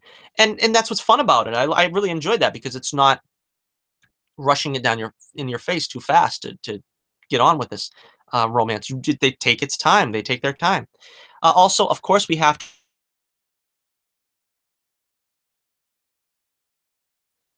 nobody really knew at the time he was going to catch on the way he did and became a celebrity in his own right, a superstar. Of course, you know, in Agents of Shield now, he's still a big part of the MCU, but in the television department, of course, I would love to see them use Coulson again in one of the movies to try to, tie it to the television division with the film division. Don't know when that's going to happen, but let's hope soon. The a lot of people also complain about the ending. Just to touch on that, the ending of the film. I mean, that the action is sort of just meandering, kind of like a typical ending of a movie action scene. But I thought it was very effective. I mean, Stain's armor has got to be bigger and bulkier, and it was based off the original drawings. And then it's sort of like a David and Goliath type thing. Both literally and thematically, where you know Stain has been trying to take Tony's company, he's trying to take his armor, and you know Tony stands up to him with a you know more modest weapon, so to speak. And that's one of the great Iron Man is one of the great origin films. Just love it. Okay, so we are down now to number 5. We're in the top 5 of the Marvel movies. We're ranking the Marvel movies. If you just joined us, you got that coffee ready here? This is gonna be we're going for a record here for a long video. It's probably the longest video I've ever done. I think we've gone over an hour. We might reach 2 hours. I don't know how long this is gonna be, but if you can make it through the whole thing, if you make it through the whole thing, you have my everlasting gratitude. If you make it all through in one sitting, that's the thing. Okay, so here we go. Let's get straight to the next one. No more fooling around. Top 5. Number 5, we have Captain America: Civil War. Yes, Civil War. This is pretty much everything that Age of Ultron should have been. You know, in terms of using all these characters, getting them all in and giving them all the right amount of time and the right amount of focus. And I did a review on this one, of course. It's just such a great film because you also have you know it's tragic. It's really tragic because you can see both sides of the argument so well. I mean, you have Tony Stark. He wants to keep the band together as much as possible. He's trying to keep the Avengers together. He's at a point in his life where he screwed up with Ultron, he screwed up with Pepper, and he's struggling really. And you know, it's great that they brought back General Ross, now Secretary Ross, and he puts this on the table where they have to choose sides. They have to either join, you know, the Team Iron Man because of the Sokovia Accords, or they can retire. And Captain America says, "Look, the best hands are still our own." He can't allow himself to be, tied to some kind of organization that he can't believe in, that he can't give his blood and guts and glory to. Now, he can do that for America, but he can't do that for some kind of UN body. He can't be sent to a place where he doesn't think he should be. He can't overlook a place where he should be because they don't tell him that he can go, that he's allowed to go there. So you can see Cap's side. That's why I'm Team Cap anyway. I understand the other side, of course, but I think Team Cap was obviously the way to go. Great performances, of course, by Robert Downey Jr. and Chris Evans. That's just the heart of the movie. Um, Cap doing it all for Bucky, of course, because he won't let his friends down. His oldest friend, of course. I just love seeing them together as friends in this one because we didn't really have that in the last film because they were fighting to the death practically. Something I should have mentioned probably in Winter Soldier, but also Sharon Carter because she gets a bit of screen time in this one, and not much in either film really, but you get to see the relationship beginning with them. They really didn't have one in the Winter Soldier. Start seeing the relationship going here, and I think that'll be, a good relationship once they ever really get into it. I don't know when they ever will now that the three Captain America films are done, and I don't know how much more we're going to see between the two of them in the Infinity War films, but we'll see. Of course, the introduction of the Black Panther, and he was great. As I said in my reviews for the trailer of Black Panther, Chadwick Boseman is just fantastic in this role, and can't wait to see him get spun off into his own film. He just nails it. The costume looks great. The action with the character is great. He's got a great accent. The voice he does is great. They changed the origin a little bit, where his father's killed by Baron Zemo. Just it gives me a little twinge because I would like them to be a little more faithful to the comic. But anyhow, everything to do with Black Panther was fantastic. Spider-Man gets introduced here into the MCU. Kind of touched it on it a little bit earlier, so I won't go too much into that. But Spider-Man's fantastic here. Tom Holland, of course, fabulous choice. The action with him is great. Don't like that they had him swear about it. I don't think Spider-Man should swear, but because in the Age of Ultron, there was the running joke about language and stuff. But I think in this case it was probably inappropriate for Spider-Man. I think Tom Holland swears a lot. That's the reason why they let him do that in this film. But again, so many great actors here. We've got Hawkeye and Falcon and Vision and Scarlet Witch is back. Vision and Scarlet Witch were redeemed basically by this movie, to me anyway, because you get to see a little bit of their progression, even though they're on opposite sides of the war here. You get to see some progression between them and how interesting those characters really are. I didn't really find them that interesting in Age of Ultron. In this film, they really you get to know them a little bit more, and they feel like family now. They feel like you can. They don't feel, as I said, to quote myself, wonky, as they were in Age of Ultron. And got the Black Widow. One of the great things about the Black Widow in this film is, again, whose side is she on? She's on her own. She's always on her own side. I mean, she she sides with Tony because she can fall behind under her leadership, but then again, on the other hand, she helps Captain America get away because she really knows what's right. So it's a great position for her to be in, to be kind of in between both sides. And she plays it really well, of course. Scarlett Johansson doesn't really get enough credit, I don't think. And when is she going to get her own movie? Also, finally, of course, the big finish between the fight, it just tears your heart out. I mean, it's just so sad because Bucky, it's really not his fault. What he's been going through is tragic in itself because he just is a pawn in all this. He's not to blame. I mean, he remembers what's gone on, but he's not had any control over it. And you can feel for Tony because you can understand why he would want to kill him after all that. You can understand Cap's point of view because he's trying to protect Bucky because he knows Bucky wasn't to blame. It's just a sad and tragic situation for all involved, and they're all friends and they're all going to be friends again, hopefully someday. But it's just heartbreaking to go through. It's a very dark film, considering. And of course, the great action scene, the airport scene, is always going to go down as one of, if not the best MCU scene. At least considered for an action scene, it's got to be the best. Ant-Man becoming Giant Man, something I expected them to say for their own movie, the Ant-Man movies, the Ant-Man sequel, Ant-Man and the Wasp. Just, just great, exciting stuff. And of course, I want to mention Baron Zemo. Probably the only thing that I wasn't overly impressed with because I wanted Zemo to be in costume. Maybe they can still do that in the sequel or the next time they bring him in. I don't know if he's in Infinity War or whatever, but bring him in, put him in the costume, because it was kind of underwhelming that he was just a nobody. But that's sort of the core of the film is that a nobody does this. A nobody brings the Avengers to ruin. A nobody tears them apart. And that's that. So I mean, I kind of would rather see him in costume, but I can understand what they were going for, and it was a pretty poetic, resolution to it all. All right, so that is my number 5 in our top 5. We are now down to number 4, and let's see if we can get to number 4 here.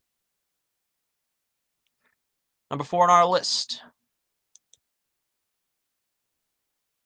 What's it going to be? What do you think? The original Thor. Thor. Oh, I like this film a lot. I like this film a whole lot because I never read Thor really as a kid. I had a handful of issues, and I know him mostly from the Avengers. Sort of like Doctor Strange. I never really read him in a solo context. It was mostly in the Avengers. But this one really captured my interest. I think I could sit and watch this one independent of any of the other films and enjoy it just as much. um, you got a great cast, of course. Anthony Hopkins as Odin. Guy was born to play the role as Odin. Chris Hemsworth, just spectacular as Thor.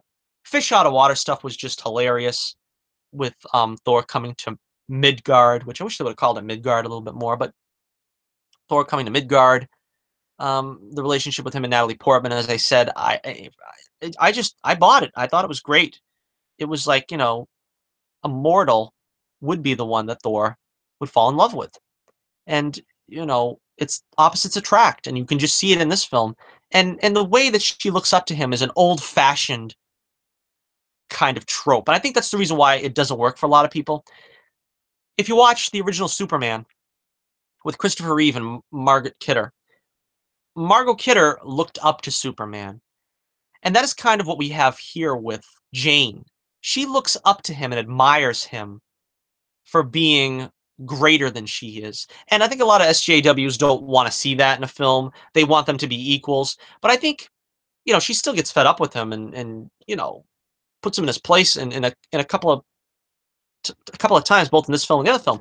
So it's not that she looks up to him as that she's beneath him in some way, but she looks up to him, and that's sort of the basis for their romance is that she's like got a hero worship for him as well. That kind of, that kind of hero worship that is what attracts her to him. And it's not just a physical attraction, but it's sort of that what he does and what he can do and what he is and his outlook on life. That's the reason why I buy it. I thought it's great. And Chris Hemsworth, of course, is great. Um, he shows a lot of range here where he has to be like overbearing and egocentric and you want to slap his face. But then again, on the other hand, he's like like a petulant child. He's like he wanted things his way and he takes a tantrum and it doesn't really work out for him, but then he learns humility, becomes humble. It's a great story. It's a great learning experience that he goes through. And of course, Tom Hiddleston as Loki. Oh, like I said, Loki is such a great character. That's why he's undeniably the best villain in the MCU so far. And you just feel for him when he finds out the truth about his parentage. He wants to know from Odin. He wants Odin to respect him, and he doesn't feel like he has that respect. And when he's a trickster, you get to see that kind of side from him a little bit here as well. In his arrogance, he's a great Shakespearean villain, and that's the reason why Kenneth Branagh was honestly a great help to this film because I think he tapped into that so wonderfully. Because Kenneth Branagh knows his Shakespeare. He tapped into that sort of scheming stepbrother type character that Loki is that you feel for him, and he's not really evil, but he's a schemer, and he wants more, and he doesn't mind stepping on people to get what he wants. And so he steps on Thor, so to speak, and exiles him in order to get the throne, in order to get what he wants, which is the throne. And you know, it's just a great film. And of course, like I said earlier, I think the comedy works here. I think it really works. I mean, when you talk about Darcy and Selvig and Jane Foster as a trio, they worked really great. I thought they were funny. A lot of the lines from Kat Dennings were funny. I liked Selvig as a character where he's watching over uh, Jane as like a father figure, but he's not really her father because he knew her father. But he's like a father to these two girls, and it was a great relationship that he had in this film that was never really explored elsewhere because in his other appearances he's just getting battered around. I feel so bad for him. But and Coulson has a great presence in this film too. This is probably his next most important movie in the MCU. So yeah, that's a great film, and I just love it. I watch it constantly, endlessly, on an endless loop. That is number 4, Thor, the original Thor. All right, so we are down now to number 3, the top 3, and place your bets. What's the top 3 going to be? The top 3. Number 3, we have Captain America, the First Avenger. Oh, I love this film too. This is one of my favorites. This is just so perfect. Everybody puts this film last on their Captain America rankings. I don't know why. It's the best one. 'Cause Civil War was great. Winter Soldier was also very good. But you see what Steve Rogers really is the most, I think, from this film. He's a 98-pound weakling, and that doesn't stop him from trying to, you know, be the best that he can be. Be all you can be. He's trying to, it's not the physicality that makes him a hero. He gets that afterwards, but he's a hero because of what Steve Rogers is, that 98-pound weakling, that skinny kid from Brooklyn. And, I could do this all day. Great lines throughout the film. The friendship with Bucky gets the perfect amount of spotlight. Heartbreaking when Bucky, goes down. We all know that he's not going to die, but great camaraderie between those two from the very beginning. I'd love to see a TV show of just them two in Brooklyn. Two young guys in Brooklyn hitting the town. And you have, of course, Peggy Carter, who became a fantastic character in her own right. Started here. She really captured everybody's attention and imagination here. They spun her off to her own show. You got the Howling Commandos, all of course, with Dum Dum Dugan being the standout, but all of them being very, memorable and entertaining. The Red Skull. Everybody loves the Red Skull. Why don't they bring him back? Ugh. Hugo Weaving doesn't want to come back, maybe. That's what the scuttlebutt is. But if they can't get him back, another actor with the mask would be just as good, honestly. I mean, not to take anything away from Hugo Weaving, but the Red Skull needs to come back. They need to bring him back. And of course, the special effects are great. Seeing Skinny Steve and how you know, they manage that with effects in this day and age. You can do anything. It's just amazing. Costume looks great. Of course, Tommy Lee Jones has an important role here. He's hilarious in this film. He steals it as far as the humor is concerned. I think he steals it. He's got so many great lines. This is another one. A great origin story. Loved seeing the progression of the origin. When it comes to origins, this is one of the best. I love the period. I love that, they went back to World War II, and it's so, at least it seems to me, of course I wasn't around then, but it seems very accurate to the period. Lots of great, with the fashions and the music and everything. And just the vernacular that's used. There's a great, the climax is pretty great. The one thing that people seem to hold against this, before I get into the climax, but the one thing people hold against this, it seems like, is, oh, I don't like the montage of World War II, and you got 2 hours. You tell me how you're going to deal with Captain America's World War II exploits in 2 hours and not do a montage. Can you explain that to me? That's the only excuse I hear people say, "Why I don't like this film." Well, it's just they throw World War II into a 2-minute montage. We've only got 2 hours, people. You can only do so much in 2 hours. Now, If they wanted to make a trilogy of Captain America in World War II, I would be fine with it, but unfortunately, you're not going to get, you know I think Chris Evans had 6 movies on his contract, but you're not going to get 3 in World War II and 3 in present day, and then we probably don't even need 3 in World War II. Honestly, they did fine, and it was perfect the way it turned out. You don't need more than a montage in World War II. I mean, I was fine with it. If they wanted to do another story flashbacking to World War II, that's fine with me too. I love the period. But it's fine. It's not something that people really should let them hold back as a reason to not like the film or to put it down lower on the list. I don't understand that. And the conclusion, I guess, is probably one of the best. Another one of those great, they have a great fight between Captain America and the Red Skull. Captain America and the Red Skull actually have a great fight, and Captain America wears his mask. I mean, come on. It looks like it's straight out of a comic. I mean, it's beautiful. It's great. That scene, that whole ending fight scene is great. The only thing I think could have made it better is this is the only film where, and I guess because maybe the scenes with Steve and Erskine are probably the heart and soul of the film. I want to make sure I bring up Erskine too, because it's for the little guys. He saw something in Steve that he wouldn't see in a muscular, strong jock. He's seen the spirit of Captain America in Steve. And this is kind of the only film where you don't get that patriotic speech from Captain America. I kind of would have liked that in this film. So, I mean, that's more of a nitpick than like a real slam to it. But if they would have had Captain America, you know, had something to say against Red Skull, it would be fine.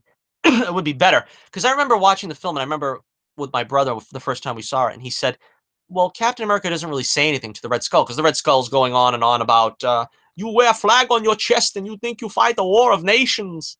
And Captain America is just like, the only thing he says during that whole scene is, not my future.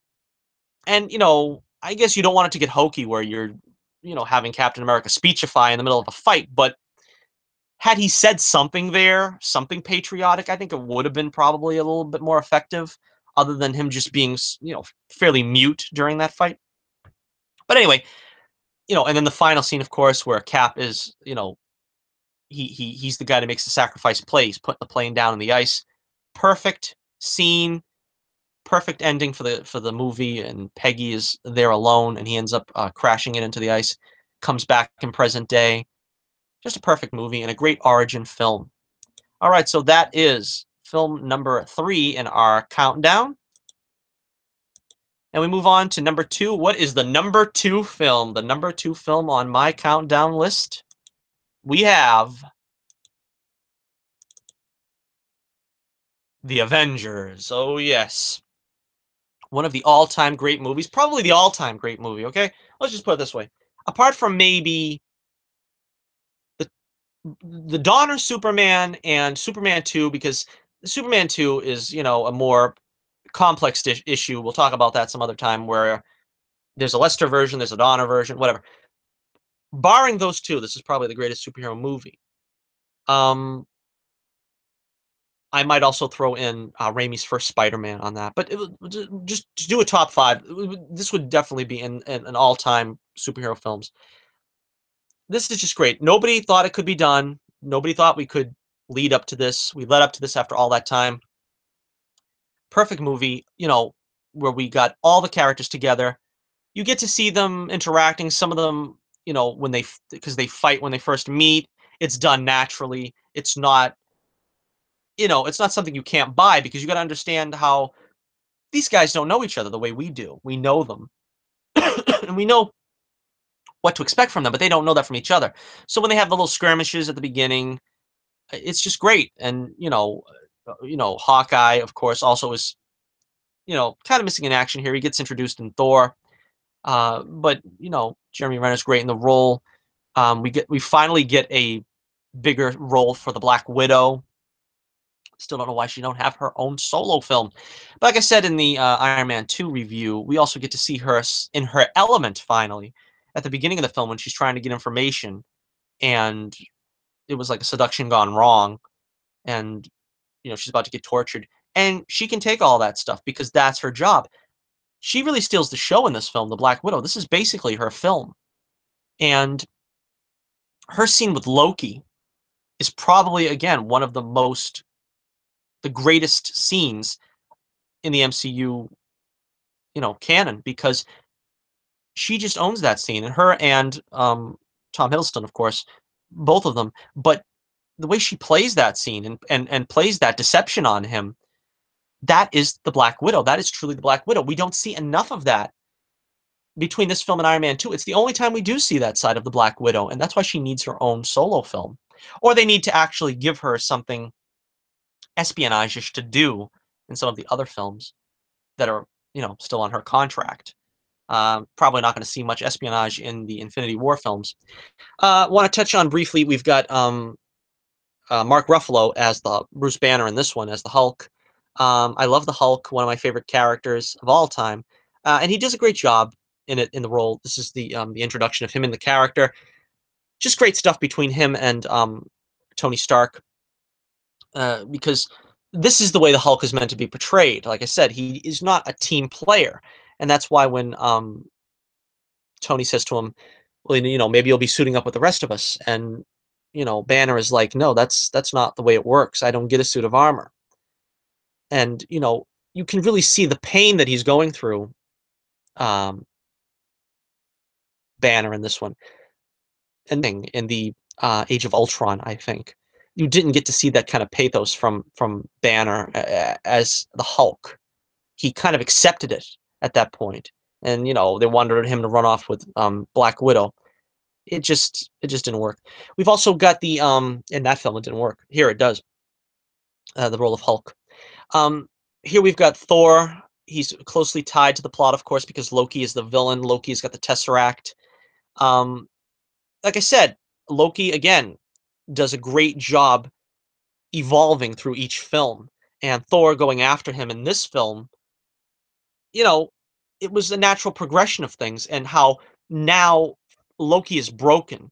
And Thor in this film really wants to get him back. He wants that brother relationship back again. And it's only in the third film that he realizes that it's gone. It's irreparable. It's irreparable. And it's sad because at this point in their relationship in the series, you get the feeling that Thor wants him back and he's willing to take him back if he'll come back. He says, give up this poisonous dream and come home. He really wants him to come home at this point, and that all gets ruined by Loki in this film. And it's sad. It's really sad. The relationship between Captain America and Iron Man is great. Again, you get to see their friendliness, but you see the rivalry that'll lead to the problems in Civil War. Um, Cameo by Selvig, small role by Selvig. It was fun to see him come back. Um, Thanos getting a background role here. He's like pulling the strings a bit here to try to bring Loki some power to take on the Avengers and conquer the world. Again, another film I could watch endlessly. I could watch this one constantly on a loop. I would never get tired of it. It's just a perfect film. It's a masterpiece. Um, the one thing I don't like, and there's always something, like I said, I don't like the Hulk being a team player. And this one here, they have that line, "I'm always angry," and they make it that the Hulk can change at will. I don't like that. I would have preferred that they don't do that, you know, but I don't know, it just baffles me. But the problem is, and I already went on this rant before, but they can't use the Hulk in a solo film anymore because those rights are tied up with Universal, and Disney doesn't want to share the proceeds with Universal, even though they're willing to share the proceeds with Sony. They're not willing to share the proceeds with Universal because Hulk isn't a multi-million dollar franchise. Spider-Man is. So they're willing to cut the check with Spider-Man, but they don't want to split the check with Hulk. They wouldn't make enough profit out of it. So that's the reason why we won't see the Hulk in his regular element. He's always going to be a sidekick. He's always going to be a team player in the MCU. Gonna have to get used to that fact, I guess. Also, like I said in my previous one of the previous films, I love the relationship between Banner and the Hulk here. I love the relationship between the Widow and the Hulk, I should say. You could see how It's the only thing that frightens her. It's the only thing that scares her is the Hulk. She is so in control, and the only thing that scares her is the Hulk. And she just plays that wonderfully, Scarlett Johansson. I just love that relationship between those two because she obviously respects Banner, but is terrified of the Hulk, the only thing that'll rattle her. Um, I also like the friendship between Black Widow and the Hawkeye, which they played marvelously over the course of how many films now? At least three. Um, I love seeing them two together. I'd love to see Hawkeye co-starring in a Black Widow movie, even though I always would hope that they would wind up together, but Hawkeye's a married man in this film, I mean, in this series, in this continuity. So obviously, you know, Hawkeye is never going to get with the Black Widow unless he gets divorced or something. I wouldn't wish that on Hawkeye. Maybe he will end up getting divorced, though, after getting put in jail after the events of Civil War. I don't know how his wife felt about that. But yeah, but I like the relationship between Hawkeye and Black Widow. Would love to see that continue on in a solo film for either of them, actually. Also want to touch on briefly, of course, Coulson. Coulson passes on. Coulson bites the dust, unfortunately, here, leading to a very, very detailed return in Agents of S.H.I.E.L.D. Love seeing him in this film. Sad to see him go because it seems like effectively now he's written out of the MCU film verse. So that's the breaks, I guess. But I would love to see him return and do some work with these guys in the future. And of course, he had a great you know finale there. The way he went out was great, trying to save the day. Uh, you know, Great finish here. The way they all went their separate ways and everything too was great. Just a great movie all around. So number two, The Avengers. All right, so thanks for joining me, everyone. Thanks for joining me yet again for this great ranking. A long video at what? What'd you say? What? Number one? We didn't do number one? I thought we did number one. We just did the Avengers, right? Oh yeah, Captain America, the first Avenger. We got Thor, Iron Man. We got Thor: The Dark World. We got shit. We did everything. Did we do? Oh my gosh, we forgot the number one film. What's the number one film, you might ask? It is The Incredible Hulk. How could I forget this film? Everybody else does. That's why. Nobody, but nobody's got The Incredible Hulk on their number one position on the list. And frankly, maybe I shouldn't either. Maybe The Avengers is a better movie, but I'll tell you one thing. I'm an Incredible Hulk fan first and foremost. The character I love. And this is the only film I think that actually did him justice. Now, more could be done with the character. I think they could do a better job with the character, but for what we have so far in the MCU, and Ang Lee's film was trash. Don't even bring up Ang Lee's film to me. Ang Lee's film was trash. This is the closest we have to seeing the Hulk at his full potential. They gave him his own solo film back when Marvel owned the Marvel Studios owned the property, and they were willing to cut a deal with Universal, where Universal gets a share of the gross. And then you're never going to see the Hulk get a solo film again because of this, because of the dealings that the money dealings that they were going to have to do in order to get a full paycheck. So it's sad, but that's the way business works, I guess. But anyway, so this is the best representation of the Hulk. They did the smartest thing they could ever do. They took the television style from the great Bill Bixby series and Lou Ferrigno series, that great series, and that was what made me a fan of the Hulk when I was a kid. I fell in love with that, watching it in reruns as a kid. That's what made me love the character, and they took that template and brought it up to modern day. And what they did that made it go beyond the television series is they stayed faithful to the comics, relatively faithful, where you have General Ross, you have him being persecuted by the army, you have Betty Ross, you have both elements. The only thing I was upset about is that they didn't use Glenn Talbot. I'm a big fan of the character of Glenn Talbot, and they use him on Marvel's Agents of S.H.I.E.L.D. They shouldn't be using him on Marvel's Agents of S.H.I.E.L.D. They should have been using him in this movie. Instead, they brought in Doc Samson, the guy from Modern Family, who was good. He's effective. I think he was okay as a you know Leonard Samson. The only thing is, though, is I don't know how they would have made him a Dr. Samson the way we all know Doc Samson from the comics when he gets his green hair and the bulging biceps. I guess he would have been played by a different actor at that point had this series continued on. But um, great casting we have. General Ross. I mean, how could you top Sam Elliott in the role of General Ross? That was probably one of the few things that I liked in the Ang Lee film is you got a good um, General Ross. But here, I think that um, he actually topped Sam Elliott. Um, I'm forgetting his name now. I think I even mentioned it earlier today, but it's been a long video. But he did a fantastic job as General Ross here.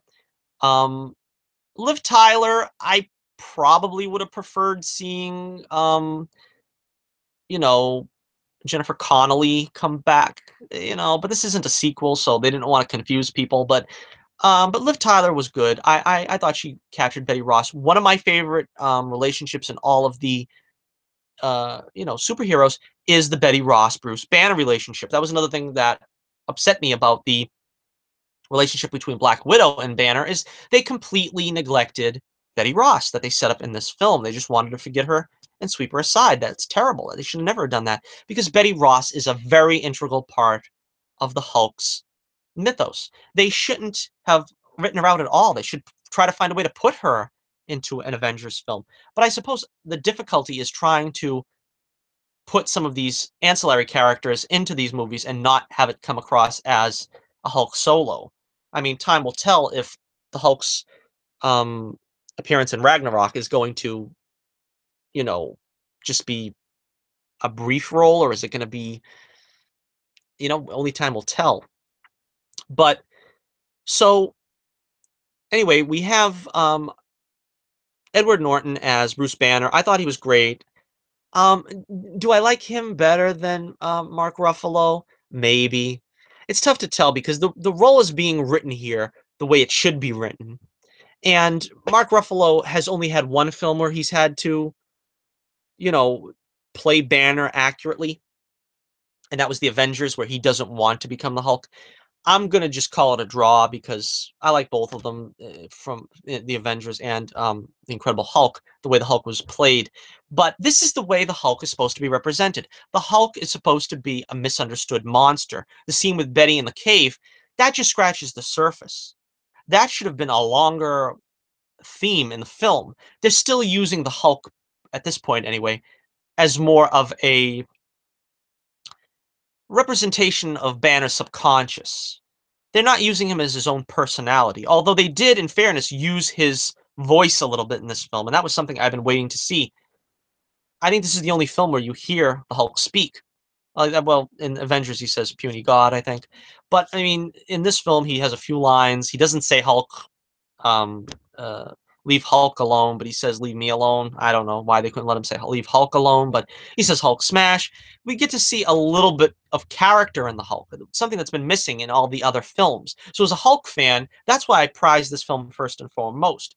We also get to see Banner on the run. Banner is not supposed to enjoy being the Hulk. Banner is not supposed to call call upon being the Hulk. In this film especially, more than any other incarnation, other than uh, even I would say even more than the Bill Bixby series. In this film, Banner, when he changes back from the Hulk, he looks like he's carrying the cross to Golgotha. I mean, he's got this weight of the world on his shoulders, and maybe it's even like a little too much. But you get to see where this thing has beat him into the ground. He does not want to be the Hulk. He wants to get rid of it. He doesn't enjoy it. Unlike the Ang Lee version, he does not like it. Unlike the Avengers version, he doesn't want to try to turn into it. He wants to be rid of it. And that's the way the Hulk is supposed to be. It's you don't want the Hulk to go away because, we love the Hulk as a superhero, but then again, Banner wants him to go away. And you don't want, Banner to cure himself. But that is the whole impetus of the film is and of the character is Banner wants to be cured of this. He doesn't want to be the Hulk anymore. It's ruining his relationship with Betty. He's being chased all over the country by the army.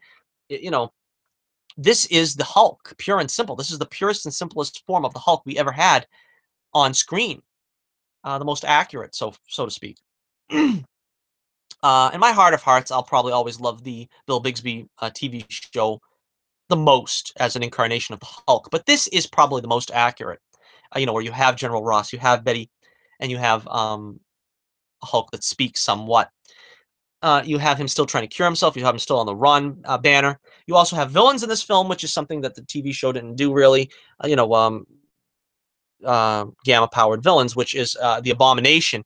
Great performance here by his name again, but uh, a great appearance here as the Abomination, Emil Blonsky, and he's just like obsessed with becoming a gamma creature. That's one of the great things about the Abomination. He wants to be this. He's the antithesis of Banner. He wants to be a gamma creature. He wants more and more of it, while Banner wants none of it. And that's another great thing that I like. You see the conflicting viewpoints there of them as they are at odds. He doesn't want it. He wants it. And you have a great battle because a lot of these MCU films, people complain about the villains, they complain about the battle. We've got a great villain, we got a great battle. I'm not crazy about the way the Abomination looks. He should have looked like his comic counterpart more with the reptilian look, with the ears and the scales. Here he's got like bones coming out of his skin. Don't really understand why they went with that choice. Don't really like it, but just the same, great action, a great battle at the end. They fight it out, you know, to the bitter end. Great scene there. We get a hint of the leader. Never came to pass because again, Disney won't play ball with Universal because there's not enough money to be made. But we had the beginnings of the leader. I like Samuel Stearns. It's not quite the way he was in the comics. He was supposed to be just a janitor that was of average intelligence. In this, he's kind of like a goofy scientist. Um, goofy mad scientist, and he's funny. He was a boot. I got a boot out of him. Uh, the way he played it, the leader, and of course, like I said, we got the love story. There should be more of it. You should see more of Betty's interactions with the Hulk. She's the only one that can calm him. None of this Black Widow business. None of this Black Widow garbage at all. Betty is the one the Hulk is in love with. And Betty, of course, loves Bruce Banner, so in effect, she loves the Hulk. It's a Beauty and the Beast thing. That's what we should have gotten. We got the barest bit of it right here, but we should have got more. The Peter Jackson King Kong would be the template of how I would do a Hulk film. When you see at the end of the movie there, when you know, uh, she's ice skating with the Hulk in the Central Park. I mean, ice skating with King Kong in Central Park, something like that. That's what it is. It's Beauty and the Beast. It's King Kong and Fay Ray. It's that's what you should see from the Hulk. That's the tender side we don't see enough of in the films. In the films, we just see him as a rage machine. In the films, we just see him as like sort of a wise guy, punching Thor at at the end of the battle and the Avengers and stuff. Don't get me wrong, but I'm just saying, and the puny god, that's cute, that's fine, but we need to see another side of the Hulk. We need to see the human side of the Hulk, where Lou Ferrigno, God bless him, did that so well, as the Hulk, where he didn't have any lines to speak, but just to see him with animals and you could tell he was the gentle giant. We don't really get any of that in the films in the MCU. There is so much untapped potential for the Incredible Hulk in the MCU, and it breaks my heart because to see, and I can just tell in Thor Ragnarok, he's probably going to be another rage machine. I hope that we will get a solo Hulk film eventually. Um, don't really, I won't put my money on it, but you know, if this is the only Hulk solo film that I ever get that really puts the Hulk into focus, really does justice by Bruce Banner, does justice by Betty Ross, does justice by General Ross, which I was kind of disappointed that he was elevated to Secretary of State status because now he won't be chasing the Hulk anymore, I guess. That's kind of disappointing to me. But, still, they have it completely set out for them where they could make a killer Hulk movie to follow up this one. They've got Abomination they could bring back. They got the leader. Now that they can do things with Sony, I would love to see the Hulk fight Rhino. Rhino used to be one of my favorite Hulk villains, even though he was technically created as a Spider-Man villain. Would love to see the Hulk take on Abomination and Rhino in the sequel. That's what I would love to see if there was an Incredible Hulk sequel. But again, it's not out of the realm of possibility. You don't hear a lot of people crying for Hulk films, and when you do, it's sadly Gray Hulk, which I hate. I hate the Gray Hulk. I don't want to hear anything about Gray Hulk or Joe Fixit. That's garbage. I don't want to really see Planet Hulk. I didn't enjoy that. I seen the animated film. I don't like that. So if they're going to do something like that in Thor Ragnarok, I don't know how I'll respond. It depends. But so there you have it. There is my top 16 rankings of the MCU films. I will list them off one more time in case you came in late or in case you just saw the end of this video and just wanted to hear the tally. Okay. Number 16, we have Guardians of the Galaxy Volume 2. By far the weakest, in my opinion, of the Marvel films. Number 15, Guardians of the Galaxy. Not that I hate it, but it's just, doesn't appeal to me as much as many people. Number 14, Iron Man 3. A lot of fun. There's a lot of laughs. I like, Robert Downey Jr. in anything, but still not quite there. Number 13, Spider-Man Homecoming. Again, change too many things from the comics and you get put lower on the list. Number 12, Age of Ultron. Had a lot of potential. Didn't live up to it. Number 11, Ant-Man. A lot of fun. I enjoyed it. I liked a lot of the stuff they did with the ants, too. That's another thing that I don't think I mentioned in the review proper, but if you look at my review, review that I did of the film itself in general, you'll get all that information. Number 10, Doctor Strange, another great film that's kind of like in the middle of the pack, but it distanced itself from the middle of the pack by having some, some real strong characterization with Benedict Cumberbatch. Benedict Cumberbatch. Number 9, The Winter Soldier, Captain America, The Winter Soldier. Again, liked it a lot. Great action, great characters. I love the, Chris Evans and Scarlett Johansson. Just great film. Number 8, Iron Man 2. I think an underrated classic. Not a masterpiece, but a classic. Number 7, Thor, another classic, but probably not a masterpiece, but a classic. I think deserves to be in the top 10. Number 6, Iron Man. Iron Man, the original film, the one that started it off, of course, great film. Gets pushed down a little bit off the top 5, but still great film. Number 5, Civil War. Again, great film, masterpiece. Got pretty much every character involved from the MCU except Thor and Hulk, and they'll get their turn later. Love to see Captain America as the man for all seasons. He just wouldn't back down from his principles. That's why I love Captain America. Number 4, Thor, the original film. Great film. I just enjoy the Shakespearean trappings of it. A little bit of everything. Some humor that works. Some action. Great action scene at the end. I don't know if I mentioned that either, but the fight with Loki is another one of the few great films. And Loki in this film is just phenomenal. He's just great. Great character. Love seeing the flying around with capes and the helmets and just great splendor in Thor. I just love it. Just love that film. Number 3, Captain America, First Avenger. Again, great film. Wonderful origin film. Great period piece. Great story.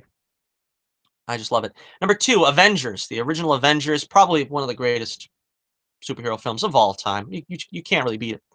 And the number 1 film on my list, The Incredible Hulk. Because I love The Incredible Hulk, and I think this is the only film, so far anyway, that really captured him from start to finish. There was a couple of things I didn't like. I thought the heart monitor thing was kind of dumb. Didn't like the sort of, raunchy joke about that. But, on the whole, they pretty much got the character of the Incredible Hulk right in that film from start to finish, and I really liked it. That makes it my favorite MCU film. And so, thank you for joining me for this long, lengthy video, and we will be back with you next week, hopefully for another rank. We'll do the Spider-Man films. I don't know. We'll see. I'm going to have to see how my schedule goes. But thank you for joining me here at Stately Torch Manor. Feel free to leave your comments and your lists of your ranking of the MCU's 16 films as of now in the comments below. Make sure you check me out on Twitter. And thank you for joining me once again. This is Johnnie Torch reminding you, keep the flame burning brightly, and I'll be with you again real soon.